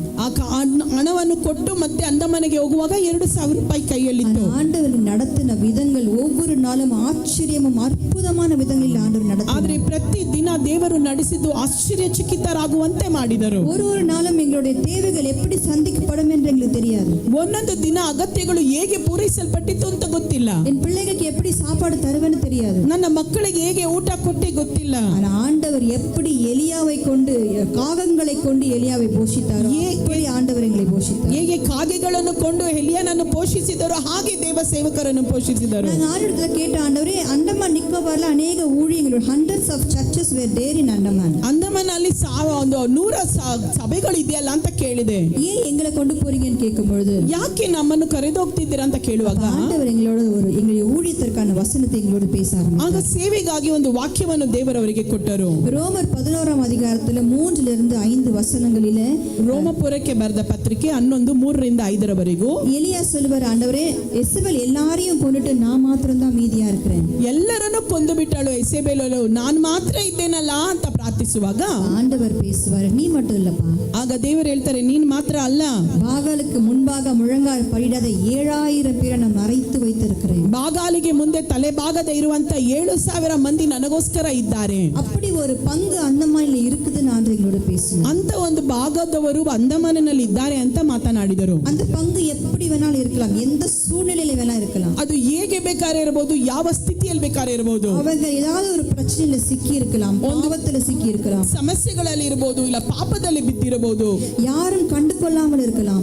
ಯಾರು ಅವರನ್ನು ನೋಡದೇ ಇರಬಹುದು, அவங்க தன்னுடைய வாழ்க்கையை முடித்து கொள்ற சூழ்நிலை கூட இருக்கலாம். ಒಂದು ವೇಳೆ ಅವರು ಆತ್ಮಹತ್ಯೆ ಮಾಡಿಕೊಳ್ಳುವಂತ ಸ್ಥಿತಿಯಲ್ಲಿ ಕೂಡ ಇರಬಹುದು. அவர்கள் எல்லாம் எனக்காக என்னுடைய பலிபீடத்துல கொண்டு வரணும் ஆண்டு பேசுவார். ಅವರನ್ನೆಲ್ಲರೂ ನನ್ನನ್ನು ಯಜ್ಞಪೀಠದಲ್ಲಿ ನಿಂತ ಕರೆದುಕೊಂಡು ಬರಬೇಕು ಅಂತ ದೇವರು ಮಾತನಾಡಿದರು. கொண்டுதான் அண்டமானிலே ஒரு ரட்சிப்பையும் எழுப்புதலையும் கட்டளையிடுவேன் ஆண்டு பேசுவார். ಅವರನ್ನು ಕೊಂಡೇ ನಾನು ರಕ್ಷಣೆಯನ್ನು ಆಜ್ಞಾಪಿಸುತ್ತೇನೆ ಅಂತ ಹೇಳಿದರು. அதனால ஆண்டவர் பேசினார், சபை இல்லாத இடங்களுக்கு அநேக தீவுகளுக்கு எங்களை போகணும்னு பேசினார். ಸಭೆ ಇಲ್ಲದೆ ಇರುವಂತ ಅನೇಕ ದ್ವೀಪಗಳಿಗೆ ಹೋಗುವಂತೆ ದೇವರು ಅವರನ್ನು ನಡೆಸಿದರು. அங்க ஐலாண்டருக்கு எல்லாம் ஒரு டிக்கெட் ரேட்டு, எங்களுக்கெல்லாம் ஒரு டிக்கெட் ரேட்டு. ಅಲ್ಲಿ ವಾಸ ಮಾಡುವವರಿಗೆ ಬೆಲೆ ಬೇರೆ, ಇವರಿಗೆ ಬೆಲೆ ಬೇರೆ ಪ್ರಯಾಣಿಸುವುದಕ್ಕೆ. அங்க ஐலாண்டருக்கு ஒரு 300 rupees அப்படின்னா எங்களுக்கு 2500 rupees ஒரு டிக்கெட். ಅಲ್ಲಿ ಇರುವಂತವರಿಗೆ 300 ರೂಪಾಯಿ ಅಂತ ಅಂದ್ರೆ ಟಿಕೆಟ್ ಬೆಲೆ, ಇವರಿಗೆ 2,500 ರೂಪಾಯಿ. அங்க ஒவ்வொரு இடத்திற்கும் போகும்போது அவ்வளவு ஒரு கடினமான சூழ்நிலை. ಒಂದೊಂದು ಸ್ಥಳಕ್ಕೆ ಹೋಗಬೇಕಂದ್ರೆ ಅಷ್ಟು ಕಠಿಣವಾದ ಕಾರ್ಯಗಳು. சில நேரங்கள்ல சீ ரஃபா இருந்துச்சு, மழை வந்துச்சுன்னு சொன்னா ஷிப் எல்லாம் அங்கங்க போட்டுருவாங்க. ಒಂದು ವೇಳೆ ಬಿರುಗಾಳಿ ಹೆಚ್ಚಾಯ್ತು, ಇಲ್ಲ ಮಳೆ ಬಂತು ಅಂತಂದ್ರೆ ಹಡಗುಗಳನ್ನು ಅಲ್ಲಲ್ಲಿ ನಿಲ್ಲಿಸ್ಬಿಡ್ತಾರೆ. ஒவ்வொரு முறையும் போயிட்டு வருவது ரொம்ப ஒரு கடினமான சூழ்நிலை. ಒಂದೊಂದು ಬಾರಿ ಹೋಗಿ ಬರುವುದು ತುಂಬಾ ಕಠಿಣವಾದಂತ ಕಾರ್ಯಗಳು. எல்லாம் மத்தியில் ஆண்டவர் எங்களை வழி நடத்தினார். ಇದರ ಮಧ್ಯದಲ್ಲಿ ದೇವರವರನ್ನು ನಡೆಸುತ್ತಾ ಬರುತ್ತಿದ್ದಾರೆ. நம்ம வேதத்துல பவுலை குறித்து நம்ம படிச்சிருக்கிறோம். அவர் எப்படி பவுல் கப்பல்ல பிரயாணப்பட்டார், எப்படி யோனா அடித்தட்டுல தூங்கினாரு. ನಾವು ಬೈಬಲಿನಲ್ಲಿ ನೋಡಿದ್ದೇವೆ, ಪೌಲು ಹೇಗೆ ಹಡಗಿನಲ್ಲಿ ಪ್ರಯಾಣಿಸಿದರು, ಯೋನನು ಹೇಗೆ ಕೆಳಮಟ್ಟೆಯಲ್ಲಿ ಹೋಗಿ ಮಲಗಿಕೊಂಡನು ಅಂತ ನೋಡಿದ್ದೇವೆ. இதெல்லாம் நாங்கள் அனுபவப்பட்டிருக்கிறோம். ಇದೆಲ್ಲನನ್ನು ಅವರು ಅನುಭವಿಸಿದ್ದಾರೆ. ஒரு முறை ஆண்டவர் எங்களை ஒரு தீவுக்கு அனுப்பினார். அது நம்ம இந்தியாவுடைய கடைசி எண்ட் பாயிண்ட். ಭಾರತದ ಅಂತ್ಯ ಅದು ಆ ದ್ವೀಪಕ್ಕೆ ಹೋಗುವಂತೆ ದೇವರು ಅವರಿಗೆ ಹೇಳಿದರು. இப்போ ராகுல் காந்தி அந்த கேம்பல் பே என்ற ஐலாண்டுக்கு போயிட்டு வந்தார். ಈಗ ರಾಹುಲ್ ಗಾಂಧಿ ಅವರು ಆ ದ್ವೀಪಕ್ಕೆ ಹೋಗಿದ್ದಾರೆ. அப்ப அந்த ஐலாண்டுக்கு போகும்போது இது 3 days travel போகணும். ಅಲ್ಲಿಗೆ ಹೋಗಬೇಕಾದರೆ 3 ದಿನ ಪ್ರಯಾಣಿಸಬೇಕು. அப்ப நாங்க அங்க டிக்கெட் எடுக்கும்போது பங்க்ல தான் நாங்க டிக்கெட் எடுத்துட்டு போனோம். ಅವರಿಗೆ ಟಿಕೆಟ್ಗೆ ಬಂಕ್ನಲ್ಲೇ ಅವರಿಗೆ ಸಿಕ್ಕಿತ್ತು. அப்ப அங்க போகும்போது ஆண்டவர் எதற்கு போகணும்னு எங்க கிட்ட பேசல, ஆனா போ சொன்னார். ಯಾತಕ್ಕೋಸ್ಕರ ಹೋಗಕ್ಕೆ ಹೇಳ್ತಾರೆ ಅಂತ ಮಾತಾಡಿಲ್ಲ, ಆದ್ರೆ ಹೋಗು ಅಂತ ಹೇಳಿದ್ರು, ಹೋದೆವು. அப்ப அந்த 3 நாள் நாங்க டிராவல் அந்த ஷிப்ல போகும்போது ஆண்டவங்கிட்ட பேசினாரு, இந்த ஷிப்ல இருக்கிற எல்லா இன்ஜினையும் கை வச்சு ಜೆಬಿಕಿನೋನು பேசினார். 3 ದಿನ ಪ್ರಯಾಣಿಸುವಾಗ ಶಿಪ್ಪಿನಲ್ಲಿ ಇರುವಂತ ಎಲ್ಲ ಇಂಜಿನ್ಗಳಿಗಾಗಿ ಪ್ರಾರ್ಥನೆ ಮಾಡಬೇಕು ಅಂತ ಮಾತಾಡಿದ್ರು. எப்படி ஆண்டவரே இது சாத்தியம் ஆகும்னு கேட்கும்போது, ಹೇಗೆ ದೇವರು ಇದು ಸಾಧ್ಯ ಅಂತ ಕೇಳುವಾಗ திடீர்னு ஒரு பையன் வந்து எங்ககிட்ட பேசிட்டு இருந்தான். ಅಲ್ಲಿ ಒಬ್ಬ ಯುವಕ ಬಂದು ಅವರೊಂದಿಗೆ ಮಾತನಾಡ್ತಿದ್ದ. அப்ப அவன்கிட்ட ஆண்டவர் சில விஷயங்களை பேசினார். ಅವನೊಂದಿಗೆ ದೇವರನ್ನು ಕುರಿತು ಕೆಲ ಕಾರ್ಯಗಳನ್ನು ಮಾತನಾಡಿದೆವು. உடனே அவன் கேப்டன் கிட்ட போய் சொல்லும்போது கேப்டன் எங்களை கூப்பிடுறாரு. ಅವನು ಆ ವಿಷಯಗಳನ್ನೆಲ್ಲ ಕ್ಯಾಪ್ಟನ್ ಹತ್ರ ಹೋಗಿ ಹೇಳಿದ್ರಿಂದ ಆ ಕ್ಯಾಪ್ಟನ್ ಇವರನ್ನು ಕರೆದರಂತೆ. உடனே கேப்டன் எங்களை வந்து எல்லா இன்ஜின்ஸ் எல்லா மெஷின் சுத்தி காட்ட ஆரம்பிச்சார். ಅವ್ರೇನ್ ಮಾಡಿದ್ರು, ಅಲ್ಲಿದ್ದಂತ ಎಲ್ಲ ಮಿಷಿನ್ಸ್ ಗಳನ್ನು ಇಂಜಿನ್ಸ್ ಗಳನ್ನು ಇವರಿಗೆ ತೋರಿಸಲು ಪ್ರಾರಂಭಿಸಿದರು. அப்போ அப்போ ஆண்டவர் பேசினாரு, இந்த எல்லா மெஷினையும் கை வச்சு ஜெபிக்கணும். ಎಲ್ಲ ಮಿಷನ್ ಮೇಲೂ ನೀವು ಕೈ ಇಟ್ಟು ಪ್ರಾರ್ಥಿಸಬೇಕು. நாங்கள் அதே மாதிரி ஜெபிச்சோம். ಹಾಗೆ ಪ್ರಾರ್ಥಿಸಿದೆವು. உடனே கேப்டன் என்கிட்ட கேட்டார், நீங்க எங்க டிக்கெட் எடுத்திருக்கிறீங்க? ತಕ್ಷಣ ಕ್ಯಾಪ್ಟನ್ ಇವರನ್ನು ನೋಡಿ ನೀವು ಎಲ್ಲಿ ಟಿಕೆಟ್ ತೆಗೆದಿದ್ದೀರಾ ಅಂತ ಕೇಳಿದ್ರು. 2500 rupees ಕೊಟ್ಟು ಬಂಕ್ல தான் நாங்க டிக்கெட் எடுத்தோம். 2500 ರೂಪಾಯಿ ಕೊಟ್ಟು ಕೆಳಗಡೆ ಬಂಕರ್ ಸೀಟೇ ನಮಗೆ ಕೆಳಗೆ ಸಿಕ್ಕಿತ್ತು. அடி தட்டு, ಅದು ಕೆಳಗಡೆ ಬಂಕ್ ಅಂದ್ರೆ ಕೆಳಗಿರೋದು. ಇದು அந்த ஷிப்புக்குள்ள நம்ம ஏறி 10 மினிட்ஸ்க்கு எல்லாம் பயங்கரமான ஒரு ரொம்ப மோசமான ஒரு ஸ்மெல் வரும். ಅಲ್ಲಿ 10 ನಿಮಿಷದಲ್ಲಿ ದುರ್ವಾಸನೆ ಬರುವಂತ ಸ್ಥಳ. அது 3 நாள் நாங்க எப்படி ஆண்டவரே டிராவல் பண்ண போறோம்னு நாங்க ரொம்ப ಮನಸ್ಸು ಕಷ್ಟಪಟ್ಟோம். 3 ದಿನ ಇಲ್ಲಿ ಕುಳಿತುಕೊಂಡು ಹೆಂಗ ದೇವರೇ ನಾವು ಪ್ರಯಾಣಿಸೋದು ಅಂತ ಕಷ್ಟಪಡ್ತಿದ್ವಿ. உடனே அந்த கேப்டன் சொன்னாரு, ತಕ್ಷಣ ಕ್ಯಾಪ್ಟನ್ ಹೇಳಿದ್ರು, நான் என்னுடைய கேபின் உங்களுக்கு கொடுக்குறேன், நீங்க யூஸ் பண்ணிக்கோங்க. ನನ್ನ ಕ್ಯಾಬಿನ್ ಸುಮ್ಮನೆ ಇದೆ, ನೀವು ಯೂಸ್ ಮಾಡ್ಕೊಳ್ಳಿ. எனக்கு சமைக்கிற ஃபுட்டே நான் உங்களுக்கு கொடுக்குறேன். ನನಗೆ ತರುವಂತ ತಿಂಡಿ ಆಹಾರವನ್ನೇ ನಿಮಗೆ ಕೊಡ್ತೇನೆ. எங்களுக்கு அந்த பங்க்ல டிக்கெட் எடுத்துட்ட பிறகு அந்த 3 டேஸ்க்கு நம்ம தான் ஃபுட்டுக்கு தனியா பே பண்ணணும். ಅವ್ರು ಇರುವಂತ ಆ ಬಂಕಲ್ಲಿ ಅವ್ರು ಇರುವಾಗ ಅವರಿಗೆ ಬೇಕಾಗಿರುವ ಊಟಕ್ಕೆ ಇವರೇ ಹಣ ಕೊಡಬೇಕು. எங்க கிட்ட காசு இல்ல, ಆದ್ರೆ ದುಡ್ಡು ಇರ್ಲಿಲ್ಲ. எப்படி ஆண்டவரೇ சாப்பிட போறோம்னு யோசிச்சோம். ಹೇಗೆ ದೇವರೇ ತಿಂತೇವೆ ಅಂತ ಯೋಚಿಸಿದ್ವಿ. அந்த ஆண்டவர் கேப்டனை ரெடி பண்ணி ದೇವರು ಆ ಕ್ಯಾಪ್ಟನ್ ಅನ್ನು ರೆಡಿ ಮಾಡಿ கொடுத்து ಕ್ಯಾಬಿನ್ ಅನ್ನು ಕೊಟ್ಟು அவங்களுக்கு டர்க்கிஷ் ஃபுட்டையும் ஆண்டவர் கொடுத்தாரு. ಟರ್ಕಿಯಲ್ಲಿ ಮಾಡುವಂತ ಆಹಾರವನ್ನು ಅವರಿಗೆ ಕೊಟ್ಟರು. ஹalleluya, ಹalleluya, ஹalleluya, ಹalleluya. அப்படி நாங்க 3 நாள் நாங்க டிராவல் பண்ணி அங்க போனோம். ஆனா அந்த தீவுல சபைகள் கிடையாது. ಅಷ್ಟು ಕಷ್ಟ ಪ್ರಯಾಣಿಸಿದೆವು 3 ದಿನಗಳು. ಆದ್ರೆ ಅಲ್ಲಿ ಯಾವ ಸಭೆನೂ ಇರಲಿಲ್ಲ. நாங்க ஃபுல்லா அங்க பிரேயர் வாக் பண்ணிட்டு ಅಲ್ಲಿ ಪ್ರಾರ್ಥನೆ ಮಾಡುತ್ತಾ ನಡೀತಾ ಇದ್ದೆವು. அப்ப அங்க ஒரு பிரதர் சொன்னாரு, இங்க 2-3 கிறிஸ்டியன் ஃபேமிலி இருக்காங்க, நம்ம பார்க்கலாம்.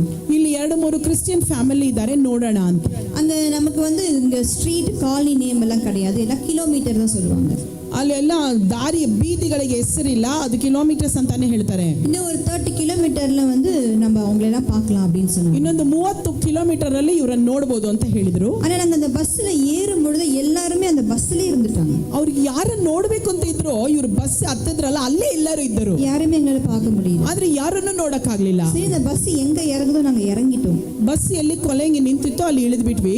ஆனா ஆண்டவர் பேசினார், இல்ல நீங்க போய் நடங்க, ಇನ್ನು ಮುಂದೆ ಹೋಗ್ತಾನೆ ಇರಿ, ಹೋಗಿ ಹೋಗಿ ಅಂತ ಹೇಳಿದ್ರು. சரி, கொஞ்சம் தூரம் நடந்துட்டோம். ಸ್ವಲ್ಪ ದೂರ ನಡೆದೆವು. ஆனா ஆண்டவர் சொல்ல, இல்ல நீங்க இன்னும் நடக்கணும், இன்னும் நடக்கணும். ಇನ್ನೂ ಸ್ವಲ್ಪ ಮುಂದೆ ಹೋಗಿ ಹೋಗಿ ಅಂತ ಹೇಳ್ತಾನೆ ಇದ್ದಾರೆ ದೇವರು. 20 கிலோமீட்டருக்கு மேல நடந்து 20 ಕಿಲೋಮೀಟರ್ ಮೇಲೆ ನಡೆದಿ எங்க காலெல்லாம் வீங்கி ಕಾಲೆಲ್ಲ ಊತ ಬಂದಿದೆ. ரத்தம் வராத குறை ஆயிடுச்சு. ರಕ್ತ ಬರದೇ ಇರುವಂತ ಒಂದು ಕಡಿಮೆ ಅಷ್ಟೇ. இதுக்கு மேல என்கிட்ட பலனே இல்ல. ಇನ್ಮೇಲೆ ನಡೆಯುವುದಕ್ಕೆ ಬಲನೇ ಇಲ್ಲ. எங்க ஆண்டவரே போகிறதுன்னு கேட்கும்பொழுது ಎಲ್ಲಿ ದೇವರೇ ಹೋಗೋದು ಅಂತ ಹೇಳುವಾಗ அந்த பிரதர் சொன்னாரு, ಆ ಬ್ರದರ್ ಹೇಳಿದ್ರು, ஒரு 20 வருஷத்துக்கு முன்னாடி எனக்கு இங்க ஒரு வீடு தெரியும். 20 ವರ್ಷಗಳ ಹಿಂದೆ ಇಲ್ಲೊಂದು ಮನೆ ಗೊತ್ತು. ஒருவேளை அவங்க இருக்கிறாங்களான்னு பார்க்கலாம். ಒಂದ್ ವೇಳೆ ಅವ್ರು ಇದ್ದಾರಾ ನೋಡೋಣ. ஆல்மோஸ்ட் நாங்க நடந்து அவங்க வீட்டுக்கிட்ட நாங்க மயக்கம் போட்டு விழாத குறை. ನಾವು ನಡೆದು ಅವ್ರ ಮನೆ ಹತ್ರ ಬರುವಾಗ ಪ್ರಜ್ಞೆ ತಪ್ಪಿ ಬಿದ್ದೇ ಬಿಟ್ವಿ ನೋಡಿ. அப்ப அவங்க கதவை திறந்த உடனே ಅವ್ರ ಬಾಗಿಲು ತೆರೆದ ತಕ್ಷಣ அவங்க துள்ளி குதிச்சு அழ ஆரம்பிச்சாங்க. ಅವರು ನಮ್ಮ ನೋಡಿದ ತಕ್ಷಣ ಬಿಕ್ಕಿ ಹತ್ತು ಅಂದ್ರೆ ಸಂತೋಷದಿಂದ ಆಡಿದರು. உங்களுக்கு ஒண்ணுமே புரியல, ಇವ್ರು ಯಾಕಪ್ಪ ಹಿಂಗ್ ಮಾಡ್ತಾ ಇದಾರೆ ಅಂತ ಅರ್ಥ ಆಗ್ಲಿಲ್ಲ. அப்ப அவங்க சொன்னாங்க, ಆಗ ಅವ್ರು ಹೇಳಿದ್ರು, ஒரு 3 வருஷத்துக்கு முன்பாக 3 ವರ್ಷಕ್ಕೆ ಹಿಂದೆ எனக்கு யாராவது ஒருத்தர் ஜெபிக்க வரமாட்டாங்களான்னு நான் கேட்டுட்டு இருந்தேன். ಯಾರಾದ್ರೂ ಒಬ್ರು ಇಲ್ಲಿಗೆ ಪ್ರಾರ್ಥನೆ ಮಾಡಕ್ ಬರಲ್ವಾ ಅಂತ ಕೇಳ್ತಾ ಇದ್ದೆ. தெரிஞ்ச எல்லாருக்கும் நான் ஃபோன் பண்ணேன். ನನಗೆ ತಿಳಿದಿರೋದು ಎಲ್ಲರಿಗೂ ನಾನು ಫೋನ್ ಮಾಡಿದೆ. யாருமே இவ்வளவு செலவு பண்ணி உங்க ஒருத்தருக்காக நான் வரமாட்டேன்னு ಇಷ್ಟು ಖರ್ಚು ಮಾಡಿ ನಿಮ್ಮೊಬ್ಬರಿಗಾಗಿ ಅಲ್ಲಿಗೆ ನಾವು ಬರೋದಿಲ್ಲ ಅಂತ ಹೇಳಿದ್ರು. போன வாரத்துல நானும் என் கணவரும் சேர்ந்து குடும்பமா சூசைட் பண்ணிக்கலாம் நாங்க முடிவெடுத்தோம். ಹೋದ ವಾರದಲ್ಲಿ ನಾನು ನನ್ನ ಯಜಮಾನರು ಆತ್ಮಹತ್ಯೆ ಮಾಡಿಕೊಳ್ಳೋಣ ಅಂತ ತೀರ್ಮಾನಿಸಿದೆವು. என்னமோ இந்த ஒரு வாரம் எங்களை இழுத்துட்டே போச்சு. ಏನು ಒಂದು ವಾರ ಅದು ಆಲಸ್ಯವಾಯ್ತು. ஆண்டவர் உங்களை கொண்டு வந்தார். ದೇವರು ನಿಮ್ಮನ್ನು ಕರೆ ತಂದಿದ್ದಾರೆ. ஹalleluya, ஹalleluya. அப்படி ஆண்டவர் அந்த ஒரு ஆத்துமாக்காக எங்களை 3 நாள் பிரயாணப்பட்டு 25 கிலோமீட்டர் கிட்டத்தட்ட இங்க நடக்க வைத்து அந்த ஒரு ஆத்துமாவை ஒரு வீட்டை சந்திக்க வைத்தார். ಒಂದು ಮನೆಯಲ್ಲಿ ಒಂದೇ ಒಬ್ಬರನ್ನು ಭೇಟಿ ಮಾಡೋದಕ್ಕೋಸ್ಕರ 3 ದಿನ ಪ್ರಯಾಣಿಸಿ 25 ಕಿಲೋಮೀಟರ್ ನಡೆದು ಹೋಗುವಂತೆ ದೇವರು ಮಾಡಿದರು. இன்றைக்கு உங்களுக்கு ஜெபிப்பதற்கு அழகான போதகர் மனைவி இருக்கிறாங்க. நீங்க அதற்காக ஆண்டவருக்கு அனுதினமும் நீங்க ஸ்தோத்திரம் சொல்லுங்க. ನಿಮಗಾಗಿ ಪ್ರಾರ್ಥಿಸುವಕ್ಕೆ ನಿಮ್ಮ ಪಾಲಕರಮ್ಮ ಇದ್ದಾರೆ, ಅದಕ್ಕಾಗಿ ನೀವು ದೇವರಿಗೆ ಸ್ತೋತ್ರ ಹೇಳಬೇಕು. அங்க நினைத்த நேரத்தை ஜெபிப்பதற்கு ஆட்கள் கிடையாது. ನೆನೆಸಿದ ಮಾತ್ರತೆ ಪ್ರಾರ್ಥಿಸುವುದಕ್ಕೆ ಅಲ್ಲಿ ಯಾರು ಇಲ್ಲ. அவள் தேவைகளுக்காக அவங்களை போய் ஆறுதல் சொல்வதற்கும் தேவைகளை சந்திப்பதற்கும் ஆட்கள் கிடையாது. ಅವರಿಗೆ ಅಗತ್ಯ ಇರುವಾಗ ಅವರ ಹತ್ರ ಹೋಗಿ ಮಾತನಾಡುವುದಕ್ಕೂ ಅವರನ್ನು ಸಂತೈಸುವುದಕ್ಕೂ ಅಲ್ಲಿ ಯಾರು ಇಲ್ಲ. அங்க இருக்கிற அநேக தீவுகளில ஜனங்களை ஆவிக்குரிய வாழ்க்கையில நடத்துவதற்கு ஆட்கள் இல்லை. ಅಲ್ಲಿರುವಂತ ದ್ವೀಪಗಳಲ್ಲಿ ಆತ್ಮಿಕ ಜೀವನದಲ್ಲಿ ಬೆಳೆಸುವುದಕ್ಕೆ ಅಲ್ಲಿ ಯಾರು ಇಲ್ಲ. ஆனா ஆண்டவர் உங்களுக்கு அழகான காரியங்களை கொடுத்திருக்கிறார். ಅದಕ್ಕೆ ನಿಮಗೆ ಸುಂದರವಾದ ಕಾರ್ಯಗಳನ್ನು ದೇವರು ಕೊಟ್ಟಿದ್ದಾರೆ. ரிட்டர்ன் நாங்க வரும்பொழுது ஆக்சுவலி எங்களுக்கு அது 1 வீக் அந்த கப்பல் அங்க நிக்கணும். ಒಂದು ವಾರ ದೋಣಿ ಅಲ್ಲೇ ಅಡುಗು ಅಲ್ಲೇ ಇರಬೇಕು. ஏன்னா கப்பல்ல தான் எல்லா ஃபுட்ஸ் எல்லாமே எல்லா காய்கறி எல்லாமே அங்க வரும். ಯಾಕಂದ್ರೆ ಅದರಲ್ಲಿ ಅಡುಗಿನಲ್ಲಿ ಎಲ್ಲ ತರಕಾರಿಗಳನ್ನೆಲ್ಲ ಅವ್ರು ಸಾಗಿಸುವುದು. ஆனா திடீர்னு ஹார்ன் அடிக்க ஆரம்பிச்சிட்டாங்க. ಒಂದು ಹಾರ್ನ್ ಮಾಡಕ್ಕೂ ಪ್ರಾರಂಭಿಸಿದ್ರು. சீக்கிரம் கப்பல் நாங்க எடுக்க போறோம், இது இதுக்கு மேல நிக்காதீங்க. ஏன்னா அந்த வந்து ஜெட்டின்னு சொல்லுவாங்க, ஷிப் நிக்கிற இடத்துல ஜெட்டின்னு சொல்லுவாங்க. ಅಡುಗು ನಿಲ್ಲುವಂತ ಸ್ಥಳಕ್ಕೆ ಜೆಟ್ಟಿ ಅಂತ ಹೇಳ್ತಾರೆ. அது சுனாமிக்கு அப்புறம் அது ரொம்ப டேமேஜ் ஆனதுனால அந்த பெரிய ஷிப் நிக்க முடியல. ಸುನಾಮಿಯಿಂದ ಅದು ಹಾಳಾಗಿದ್ದರಿಂದ ದೊಡ್ಡ ಹಡಗು ಅಲ್ಲಿ ನಿಲ್ಲುವುದಕ್ಕೆ ಸಾಧ್ಯವಿಲ್ಲ. உடனே நாங்க எல்லாம் அவசர அவசரமா கிளம்பி ஷிப்புக்குள்ள ஏறிட்டோம். ನಾವು ಬೇಗನೆ ಎಲ್ಲ ಮಾಡಿ ಒಳಗಡೆ ಹತ್ತಿ ಬಿಟ್ಟೆವು. கொஞ்ச நேரம் கழிச்ச பிறகு அந்த எங்க கிட்ட பேசின அந்த தம்பி வந்து சொன்னா, ಸ್ವಲ್ಪ ದೂರ ಹೋದಾಗ ನಾವು ಅವ್ರ ಹತ್ರ ಮಾತನಾಡಿದ್ನಲ್ಲ ಆ ತಮ್ಮ ಬಂದು ಹೇಳ್ದ, அக்கா இந்த மாதிரி இன்ஜின் அது ஷிப்ல வந்து 4 இன்ஜின்ல தான் ஷிப் போக முடியும். ಒಂದು ದೋಣಿ ಹಡಗು ಹೋಗ್ಬೇಕಂದ್ರೆ 4 ಇಂಜಿನ್ ಬೇಕು. ஆனா 3 இன்ஜின் ஃபெயிலியர் ஆயிடுச்சு. 3 ಇಂಜಿನ್ ಹಾಳಾಗಿದೆ. ஒரே ஒரு இன்ஜின் தான் இருக்கு இப்போ. ಒಂದೇ ಒಂದು ಇಂಜಿನ್ ಮಾತ್ರ ಇದೆ. ஆனா அந்த ஒரு இன்ஜின்ல 3 டேஸ் இந்த பெரிய ஷிப் டிராவல் பண்ணி போர்ட் பிளேயர் வருமான்னு தெரியல. ಆದ್ರೆ ಆ ಒಂದೇ ಒಂದು ಇಂಜಿನ್ ಅಲ್ಲಿ 3 ದಿನ ಈ ಹಡಗು ಪ್ರಯಾಣಿಸುತ್ತದ ನನಗೆ ಗೊತ್ತಿಲ್ಲ. என்ன நடக்கும் என்ன ஆக போகுதுன்னு தெரியல. ಏನಾಗುತ್ತೆ ಅಂತ ಗೊತ್ತಿಲ್ಲ. ஏன்னா இன்னொரு ஷிப் நம்ம கூப்பிடுறதுக்குள்ள இந்த ஷிப் மூழ்கிடும். ಇನ್ನೊಂದು ಹಡಗು ಬಂದು ಕಾಪಾಡೋಷ್ಟರಲ್ಲಿ ಇದು ಮುಳುಗೋಗ್ಬಿಡುತ್ತೆ. 800 passengers இந்த ஷிப் கேரி பண்ணிட்டு இருக்கு. 800 ಪ್ಯಾಸೆಂಜರ್ಸ್ ಇದ್ದಾರೆ ಆ ಹಡಗಿನಲ್ಲಿ. கொஞ்சம் தூரத்துக்கு எல்லாமே இப்படி நல்லா போயிட்டு இந்த ஷிப் எல்லாம் கொஞ்சம் இப்படி வந்து இப்படி போக ஆரம்பிச்சிருச்சு. ಚೆನ್ನಾಗಿ ಹೋಗುತ್ತಿದ್ದಂತ ಹಡಗು ಸ್ವಲ್ಪ ದೂರ ಆದ್ಮೇಲೆ ಹಂಗೆ ವಾಲುವುದಕ್ಕೆ ಪ್ರಾರಂಭಿಸಿತು. எங்களால அங்க நிக்க முடியல. ಅಲ್ಲಿ ನಿಲ್ಲೋದಕ್ಕಾಗ್ಲಿಲ್ಲ. ஆல்ரெடி ஷிப்ல ಈಗಾಗಲೇ ಆ ಹಡಗಿನಲ್ಲಿ ஸ்ட்ரைட்டா நடக்க முடியாது. ನಾನು ಸ್ಟ್ರೈಟ್ ಆಗಿ ನಡೆಯಕ್ಕಾಗಲ್ಲ. நம்ம எல்லாருமே குடிகார மாதிரி தான் நடப்போம். ಅಲ್ಲಿ ಎಲ್ಲಾನು ಕುಡಿದವರಂತಾನೆ ನಡೀತಾರೆ ಹಡಗಿನಲ್ಲಿ. நம்ம பிளேட்ல சாப்பாடு கை வச்சா அந்த பிளேட்ல வந்து இன்னொருத்தருக்கு போயிடும். ನಾವು ನಮ್ಮ ಪ್ಲೇಟಿನಲ್ಲಿ ಕೈ ಇಟ್ಟರೆ ತಿನ್ನೋದಿಕ್ಕೆ ಇನ್ನೊಬ್ಬರ ತಟ್ಟೆಗೆ ಹೋಗಿ ಸೇರ್ತದು. நிறைய பேருக்கு ஷிப் டிராவல் ஒத்துக்காது. ಅನೇಕರಿಗೆ ಹಡಗಿನ ಪ್ರಯಾಣ ಸೆಟ್ ಆಗೋದಿಲ್ಲ. லஞ்ச் டைம்ல சாப்பிடும் போது தான் பக்கத்துல இருக்கிறவங்க வாமிட் எடுப்பாங்க. ನಾವು ಊಟ ಮಾಡುವಂತ ಸಮಯದಲ್ಲಿ ಪಕ್ಕದಲ್ಲಿರೋರು ವಾಂತಿ ಮಾಡ್ತಾರೆ. ஆனா அந்த வாந்தி அவங்க தட்டுல போகாது, நம்ம தட்டுக்கு தான் வரும். ಆ ವಾಂತಿ ಅವ್ರ ತಟ್ಟೆಗೆ ಹೋಗಲ್ಲ, ನಮ್ಮ ತಟ್ಟೆಗೆ ಬಂದು நல்லா ಬೀಳುತ್ತೆ. யோசிச்சு பாருங்க, நம்ம சாப்பாடு எடுத்து சாப்பிடும் போது அவங்க வாந்தி அப்படியே வந்து விடும். ನೀವು ಯೋಚನೆ ಮಾಡಿ, ನಾವು ಊಟ ಮಾಡುವಾಗ ಪಕ್ಕದಲ್ಲಿರೋರು ವಾಂತಿ ನಮ್ಮ ತಟ್ಟೆಗೆ ಬಿದ್ರೆ ಹೇಗಿರುತ್ತೆ? அப்படிதான் ஷிப் டிராவல் இருக்கும். ಹಾಗೆ ಇರುತ್ತೆ ಹಡಗಿನ ಪ್ರಯಾಣ. இதுல இன்னும் ஷிப் இப்படி போகும்போது சுத்தமா யாராலையும் நிக்க முடியல, ஃபுல்லா எல்லாம் விழ ஆரம்பிச்சிட்டாங்க. ಹಂಗೆ ವಾಲಿದಾಗ ಹಡಗು ಯಾರು ನಿಲ್ಲವೇ ಇಲ್ಲ, ಎಲ್ಲರೂ ಹಾಗೆ ಆ ಕಡೆ ವಾಲ್ಕೊಂಡೇ ಬಿದ್ದಿದ್ರು. அந்த ஷிப்ல இருக்க டைனிங் டேபிள் எல்லாம் ஒரு ஓரம் வந்து நாங்க எல்லாம் அந்த ஷிப்பை அந்த கம்பி பிடிச்சிக்கிட்டு அது எப்போ மூழ்கி போகும்னு தெரியாத ஒரு சூழ்நிலை நாங்க வந்துட்டோம். ಅಲ್ಲಿದ್ದಂತ ಡೈನಿಂಗ್ ಟೇಬಲ್ ಎಲ್ಲ ವಾಲ್ಕೊಂಡ್ಬಿಡ್ತು. ಇವ್ರು ಒಂದು ಕಂಬಿಯನ್ನು ಹಿಡ್ಕೊಂಡು ನಿಂತಿದ್ರು. ಎಲ್ಲರೂ ಯಾವಾಗ ಮುಳುಗುತ್ತೆ ಅಂತ ಗೊತ್ತಿಲ್ಲ. எல்லாரும் அவங்க கடவுளை கூப்பிட ஆரம்பிச்சிட்டாங்க. ಎಲ್ಲರೂ ಅವ್ರವ್ರ ದೇವರನ್ನು ಕೂಗೋದಕ್ಕೆ ಪ್ರಾರಂಭಿಸ್ಬಿಟ್ರು. இந்த இடமே ரொம்ப ஒரு பயங்கரமான ஒரு சூழ்நிலை இருக்கு. ஏன்னா தண்ணி எல்லாம் கப்பலுக்குள்ள வர ஆரம்பிச்சிருச்சு. ಯಾಕಂದ್ರೆ ನೀರೆಲ್ಲ ಹಡಗಿನಲ್ಲಿ ಬರಲು ಪ್ರಾರಂಭಿಸಿತು. ಎಲ್ಲ ಭಯದಿಂದ ದೇವರನ್ನು ಕೂಗಲು ಪ್ರಾರಂಭಿಸಿದ್ರು ಅವ್ರವ್ರ ದೇವರನ್ನು. அப்ப ஆண்டவர் சொன்னாரு, ಆಗ ದೇವರು ಹೇಳಿದ್ರು, இப்படி நடக்கும்னு எனக்கு தெரியும். ಹೀಗೆ ನಡೆಯುತ್ತೆ ಅಂತ ನನಗೆ ಗೊತ್ತು. கேப்டனுக்கு தெரியாது, ஆனா எனக்கு தெரியும். ಕ್ಯಾಪ್ಟನ್ಗೆ ಗೊತ್ತಿಲ್ಲ, ಆದ್ರೆ ನನಗೆ ಗೊತ್ತು. இதனால தான் நான் உங்களை எல்லா இன்ஜின்லயும் கை வச்சு ஜெபிக்க சொன்னேன். ಅದಕ್ಕೆ ನಾನು ಮೊದಲೇ ಹೇಳಿದೆ, ಎಲ್ಲ ಇಂಜಿನನ್ನು ಕೈ ಇಟ್ಟು ಪ್ರಾರ್ಥನೆ ಮಾಡು ಅಂತ. நீங்க இருப்பதனால இந்த கப்பலுக்கு எந்த சேதமும் வராது. ನೀವು ಇರುವುದರಿಂದ ಈ ಹಡಗಿಗೆ ಯಾವ ಹಾನಿನೂ ಬರುವುದಿಲ್ಲ. ஹல்லேலூயா. ಹಲ್ಲೆಲೂಯಾ. 3 நாட்கள் அந்த கப்பல் இப்படியே வந்து எங்களை கொண்டு வந்து போர்ட் பிளேயர்ல விட்டுச்சு. 3 ದಿನಗಳು ಆ ಹಡಗು ಹಾಗೆ ವಾಲ್ತಾನೆ ಬಂದು ಅವರನ್ನು ಪೋರ್ಟ್ ಪ್ಲೇಯರ್ಗೆ ಕರ್ಕೊಂಡ್ ಬಂದು ಬಿಟ್ಟಿತ್ತು. இப்படி ஆண்டவர் எங்களை அழகாய் பாதுகாத்து கொண்டு வந்தார். ಹೀಗೆ ದೇವರು ಅವರನ್ನು ಸಂರಕ್ಷಿಸುತ್ತಾ ನಡೆಸುತ್ತಾ ಬಂದರು. இப்படிதான் அந்தமானுடைய வாழ்க்கை இருக்கிறது. ಹೀಗೆ ಅಂದಮಾನನ ಜೀವನ ಇದೆ. எத்தனையோ நாட்கள் நாங்க சாப்பிடாம இருந்திருக்கோம். ಎಷ್ಟೋ ದಿನಗಳು ಊಟ ಮಾಡದೇ ಇದ್ದಿದ್ದಾರೆ. எத்தனையோ நாட்கள் என்னோட பிள்ளைகளுக்கு என்னால உணவு கொடுக்க முடியல. ಎಷ್ಟೋ ದಿನಗಳು ಮಕ್ಕಳು ಹಸಿವಾಗಿ ಮಲಗಿದ್ದಾರೆ. ஆனா ஒரு நாள் நான் யாருக்கிட்டையும் நாங்க சாப்பிடல, எங்களுக்கு உதவி செய்யுங்க நாங்க யாருக்கிட்டையும் கேட்டது கிடையாது. ಆದ್ರೆ ಒಂದು ದಿನ ಆಗಲಿ ನಾವು ಊಟ ಮಾಡಿಲ್ಲ, ನಮಗೆ ಸಹಾಯ ಮಾಡಿ ಅಂತ ಕೇಳಿದ್ದಿಲ್ಲ. நாங்க ஆண்டவர்கிட்ட சொன்ன, ஆண்டவரே நாங்க யாரை நம்பியும் நாங்க அந்தமானுக்குள்ள போல. ದೇವರೇ, ನಾವು ಯಾರನ್ನು ನಂಬಿ ನಾವು ಅಂದಮಾನ್ ಒಳಗೆ ಹೋಗಲಿಲ್ಲ. நாங்க உங்களை மாத்திரம் தான் நம்பி இருக்கிறோம். ನಾವು ನಿಮ್ಮನ್ನು ಮಾತ್ರನೇ ನಂಬಿದ್ದೇವೆ. செத்தாலும் எங்களை மறுபடியும் உயிர்ப்பிக்க உங்களால மட்டும்தான் முடியும். ಸತ್ತರೂ ಕೂಡ ಮತ್ತೆ ಜೀವ ಕೊಡುವುದಕ್ಕೆ ನಿಮ್ಮಿಂದ ಮಾತ್ರ ಸಾಧ್ಯ. ஆகவே நீங்க தான் எங்களுக்கு உதவி செய்யணும். நாங்க ஜெபம் பண்ணோம். ನೀವೇ ನಮಗೆ ಸಹಾಯ ಮಾಡಬೇಕು ಅಂತ ಪ್ರಾರ್ಥಿಸಿದೆವು. ஆண்டவர் நமக்கு ஒரு காரியத்தை செய்யறேன்னு சொன்னா கண்டிப்பா ஆண்டவர் நமக்கு செய்வார். ದೇವರು ದೇವರು ಒಂದು ಕಾರ್ಯವನ್ನು ಮಾಡಬೇಕು ಅಂತಂದರೆ ಖಂಡಿತ ಮಾಡೇ ಮಾಡ್ತಾರೆ. ஆனா ஆண்டவர் நம்ம கிட்ட எதிர்பார்க்கறது எல்லாம் என்ன தெரியுமா? நம்முடைய சொந்த புத்தியில நாம் சாயக்கூடாது. ಆದ್ರೆ ದೇವರು ಅಪೇಕ್ಷಿಸಿ ಏನ್ ಗೊತ್ತಾ, ನಮ್ಮ ಸ್ವಂತ ಬುದ್ಧಿ ಮೇಲೆ ನಾವು ಅವಲಂಬಿಸಬಾರದು. நாம் முழுவதுமாய் அவரையே சார்ந்திருக்கும் பொழுது ஆண்டவர் செய்கிற அற்புதங்கள் இயற்கைக்கு அப்பாற்பட்ட காரியங்களா தான் இருக்கும். ನಾವು ಸಂಪೂರ್ಣವಾಗಿ ಅವರ ಮೇಲೆ ಭರವಸೆ ಇಡುವಾಗ ಅವ್ರು ಮಾಡುವಂತ ಕಾರ್ಯಗಳೆಲ್ಲ ಭ್ರಮಿಸಲಾರದಂತ ಕಾರ್ಯಗಳಾಗಿರ್ತವೆ. ஒரு முறை ஆண்டவர் எங்க கிட்ட நாங்க ஒரு வீட்டுக்கு போய் ஜெபிக்கும் பொழுது ஆண்டவர் சொன்னார், அந்த இடத்துல காணிக்க வாங்காதீங்க. ಒಂದು ಸ್ಥಳಕ್ಕೆ ಹೋಗಿ ಪ್ರಾರ್ಥಿಸಿದಾಗ ದೇವರು ಹೇಳಿದ್ರು ಕಾಣಿಕೆ ತಗೋಬೇಡ.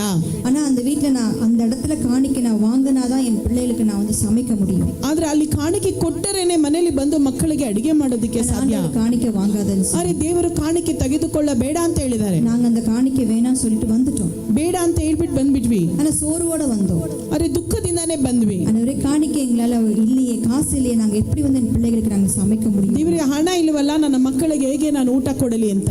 ஆனா ஒரு அரை மணி நேரத்துக்கெல்லாம் எங்களுக்கு இன்னொரு ஒரு 2 சிஸ்டர் ஃபோன் பண்ணாங்க. ಅರ್ಧ ಗಂಟೆ ಕಾಲ ಸಮಯದಲ್ಲೇ ಇನ್ನೊಂದು ಸಿಸ್ಟರ್ಸ್ ಫೋನ್ ಮಾಡಿದ್ರು, நாங்க உங்க வீட்டுக்கு வரோம், எங்களுக்காக ஜெபிக்கணும். ನಿಮ್ಮ ಮನೆಗೆ ಬರ್ತಿದ್ದೇವೆ, ನೀವು ಪ್ರಾರ್ಥಿಸಬೇಕು. உடனே அவங்க வரும்பொழுது அவங்களுடைய வண்டியில நிறைய திங்ஸ் கொண்டு வராங்க. ಅವ್ರು ಬರುವಾಗಲೇ ಅವರ ಗಾಡಿಯಲ್ಲಿ ತುಂಬಾ ವಸ್ತುಗಳನ್ನು ತಂದರು.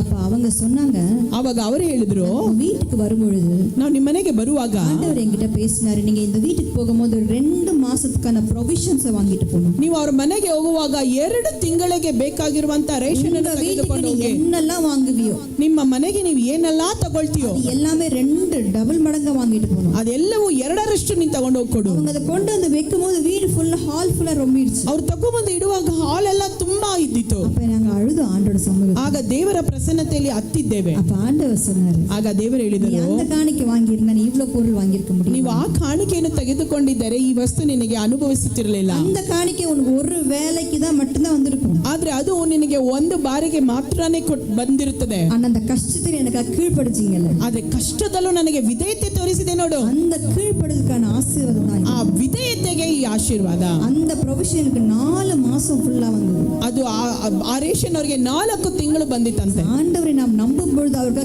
கீழ்ப்படியும் போது ஆண்டவர் நமக்காக எதை வேணாலும் செய்ய ஆயத்தம். ಅವರನ್ನು ನಂಬಿ ವಿಧೇಯತೆ ತೋರಿಸುವಾಗ ಏನು ಬೇಕಾದ್ರೂ ಮಾಡ್ತಾರೆ. இப்படிதான் ஆண்டவரை அந்தமானுக்குள்ள வழி நடத்தினார்.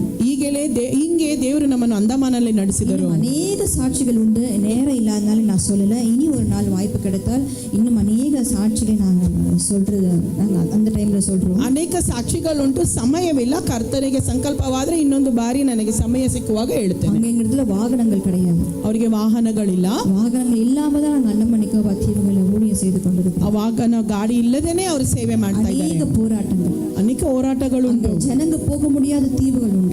ಜನರು ಹೋಗಲಾರದೆ ಇರುವಂತ ದ್ವೀಪಗಳು ಉಂಟು. இப்படிப்பட்ட நல்ல சபை அந்தமான்ல கிடையாது. ಇಂಥ ಒಳ್ಳೆ ಸಭೆಗಳು ಅಂಡಮಾನಿನಲ್ಲಿ ಇಲ್ಲ. ஒவ்வொரு சபைக்கு வரணும்னு சொன்னா சில நேரங்கள்ல ஜனங்க எல்லாம் போட்டை பிடிச்சுதான் வரணும். ಸಭೆಗೆ ಬರಬೇಕಂದ್ರೆ ಹಡಗಿನಲ್ಲೇ ಬರಬೇಕು. அந்த போட்டு குறிப்பிட்ட நேரத்துக்கு தான் இருக்கும். சில டைம் கேன்சல் ஆயிடும். ಕೆಲವು ಸಮಯಗಳಲ್ಲಿ ಇರುತ್ತೆ, ಕೆಲವು ಸಮಯಗಳಲ್ಲಿ ಇರೋದಿಲ್ಲ. ரிட்டர்ன் போக முடியாது. ಮತ್ತೆ ಹಿಂತಿರುಗಿ ಹೋಗಕ್ಕಾಗಲ್ಲ. சில சபைக்குலாம் போகும்போது இந்த பெரிய காவா இருக்கும். ಆ ಸಭೆಗಳಿಗೆ ಹೋಗುವಾಗ ಅಲ್ಲ ಡಿಚ್ ಇರುತ್ತದೆ. அந்த காவாவுடைய அந்த இது இருக்கும் இல்லையா, ಮೋರಿ ஓகே, அதுல தான் நடந்து சபைக்கு ಅಂತ ಮೋರಿಗಳನ್ನು ದಾಟಿ ಅವರು ಸಭೆಗೆ ಬರಬೇಕು. கொஞ்சம் கால் ஸ்லிப் பண்ணும்போது அதில் காவாக்குள்ள தான் விழுவாங்க. ಸ್ವಲ್ಪ ಮಿಸ್ ಆದ್ರೂ ಒಳಗೆ ಬಿದ್ದೋಗ್ತಾರೆ. சரியான மெடிக்கல் ஃபெசிலிட்டி அண்டமான்ல கிடையாது. ಅಲ್ಲಿ ಒಳ್ಳೆ ಔಷಧಿಗಳಿಲ್ಲ. ಅಲ್ಲಿ இன்னமும் அண்டமான்ல உடம்பு முடியாத ஜனங்களை வந்து இந்த இதுல கட்டி தான், கம்புல கட்டி தான் தூக்கிட்டு போவாங்க. ಇನ್ನೂ ಕೂಡ ಅಂಡಮಾನಿನಲ್ಲಿ ಒಂದು ವೇಳೆ ಅವರಿಗೆ ಮೈಹುಷಾರಿಲ್ಲ ಅಂದ್ರೆ ಅವರನ್ನು ಕಂಬಿನಲ್ಲಿ ಕಟ್ಟಿ ಹಳೆ ತರ ಅವರನ್ನು ಹಗಲ ಮೇಲೆ ಹೊತ್ತುಕೊಂಡು ಹೋಗ್ತಾರಂತೆ. எத்தனை நாட்கள் நாங்கள் ஒரு நாள் 3 மாதங்கள் எங்களுக்கு உணவு இல்லை. ಎಷ್ಟೋ ದಿನಗಳು, ಒಂದು ಸಮಯದಲ್ಲಿ 3 ತಿಂಗಳು ಅವರಿಗೆ ಊಟ ಇರಲಿಲ್ಲ. ஒரு 200 ரூபாய் பெட்ரோல் போட்டு ஊழியத்திற்கு போவதற்கு கூட எங்களிடத்துல இல்லாத ஒரு சூழ்நிலை. 200 ರೂಪಾಯಿ ಪೆಟ್ರೋಲ್ ಹಾಕಿ ಸೇವೆಗೆ ಹೋಗುವಷ್ಟು ಕೂಡ ಅನುಕೂಲತೆ ಇಲ್ಲದೆ ಇದ್ದಿತ್ತು. என்னுடைய மகன் ஒரு வாட்டி கேட்டா, ಅವರ ಮಗಳು ಒಂದಿನ ಕೇಳಿದ್ಲು, அம்மா நம்ம வாழ்க்கை இப்படியே முடிஞ்சிருமா, ನಮ್ಮ ಜೀವನ ಹೀಗೆ ಮುಗೀತಮ್ಮ, இப்படியே நம்ம செத்து போயிடுவோமா, ಹಿಂಗೆ ಸತ್ತೋಗ್ತೀವ ನಾವು, நம்ம செத்துட்டா யாரு இன்ஃபார்ம் பண்ணுவா, ಒಂದು ವೇಳೆ ನಾವು ಸತ್ತೋದ್ರೂ ಯಾರು ಹೋಗಿ ಹೇಳ್ತಾರೆ. அப்ப நீங்க அந்த நேரத்தை யோசிச்சு பாருங்க. ಅಂತ ಸಮಯದಲ್ಲಿ ಯೋಚಿಸಿ ನೋಡಿ. ஒரு மகன் வந்து ஒரு குழந்தை வந்து அம்மா கிட்ட, அம்மா நம்ம செத்து போயிடுவோமான்னு கேட்கும் பொழுது ஒரு தாயால தாங்கி கூடாத ஒரு வார்த்தை, ஒரு தகப்பனால தாங்கி கூடாத ஒரு வார்த்தை. ಒಂದು ಮಗಳು ಬಂದು ಎತ್ತವರ ಹತ್ರ ನಾವು ಸತ್ತೋಗ್ತೀವ ಅಂತ ಕೇಳುವಾಗ ಎತ್ತವರಿಂದ ತಡೆಯಲಾರದಷ್ಟು ನೋವದು. ஆண்டவர் எங்களை புடமிட்டார். ಅರೆ ದೇವರು ನಮ್ಮನ್ನು ಪರೀಕ್ಷೆ ಒಳಗೆ ನಡೆಸಿದರು. அவருக்காக அந்த இடத்துல நிற்கிறோமான்னு பார்த்தார். ಅವರಿಗೋಸ್ಕರ ಆ ಸ್ಥಳದಲ್ಲಿ ಇದ್ದೀವಾ ಅಂತ ನೋಡಿದರು. அந்த மாதிரி சூழ்நிலைக்கு நாம் போகும் பொழுதுதான் ಅಂತ ಸಮಯಗಳಲ್ಲಿ ನಾವು ಹೋಗುವಾಗಲೇ ஆண்டவர் எப்படிப்பட்ட வல்லமை உள்ளவர் என்பதை நாம் அறிந்து கொள்ள முடியும். ದೇವರು ಎಷ್ಟು ಪ್ರಭಾವ ಉಳ್ಳವರು ಅಂತ ಹೇಳಿ ನಾವು ತಿಳಿದುಕೊಳ್ಳೆವು. அதற்கு தான் சில நேரங்கள் ஆண்டவர் நம்மளை கடினமான பாதையில நடத்துகிறார். ಅದರಿಂದಲೇ ದೇವರು ಕಠಿಣವಾದ ಮಾರ್ಗಗಳಲ್ಲಿ ನಡೆಸುತ್ತಾರೆ. எங்களால வாடகை கட்ட முடியல, ಬಾಡಿಗೆ ಕಟ್ಟೋಕ್ಕಾಗ್ಲಿಲ್ಲ. வாடகை 70,000 ரூபாய்க்கு மேல போயிடுச்சு. 70,000 ರೂಪಾಯಿ ಮೇಲೆ ಆಯ್ತು ಬಾಡಿಗೆ. இந்த ப்ரொவிஷன் எல்லாம் காலி. கடைசியில எங்களால கிட்டத்தட்ட ஒரு மாசத்துக்கு, இது உண்மை, ஒரு மாசத்துக்கு மேல என்னோட பிள்ளைகளால எனக்கு எதுவுமே கொடுக்க முடியல.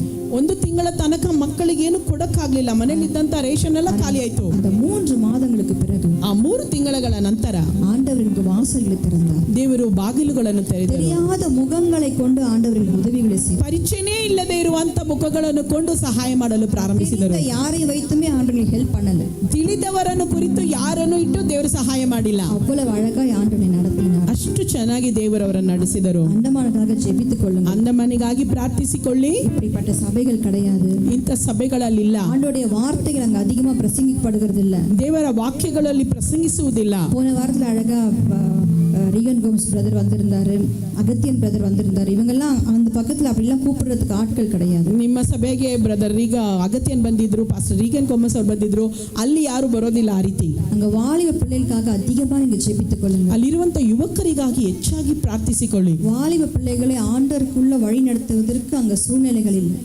ದೇವರಲ್ಲಿ ನಡೆಸುವುದಕ್ಕೆ ಯುವಕರನ್ನು ಅಲ್ಲಿ ಸಂದರ್ಭಗಳು ಇಲ್ಲವೇ ಇಲ್ಲ. ரொம்ப ஒரு கடினமான சூழ்நிலை தான் அந்தமானுக்குள்ள இருக்குது. ತುಂಬಾ ಕಠಿಣವಾದ ಕಾರ್ಯಗಳಲ್ಲಿ ಆ ಮಕ್ಕಳಿದ್ದಾರೆ. ಅಂದಮನಲ್ಲಿ ಆಗಿದೆ.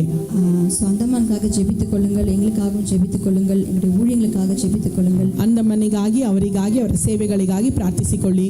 கர்த்தர் தாமே இந்த சாட்சிகளை ದೇವರೇ ಈ ಸಾಕ್ಷಿಯನ್ನು ಆಶೀರ್ವದಿಸಲಿ.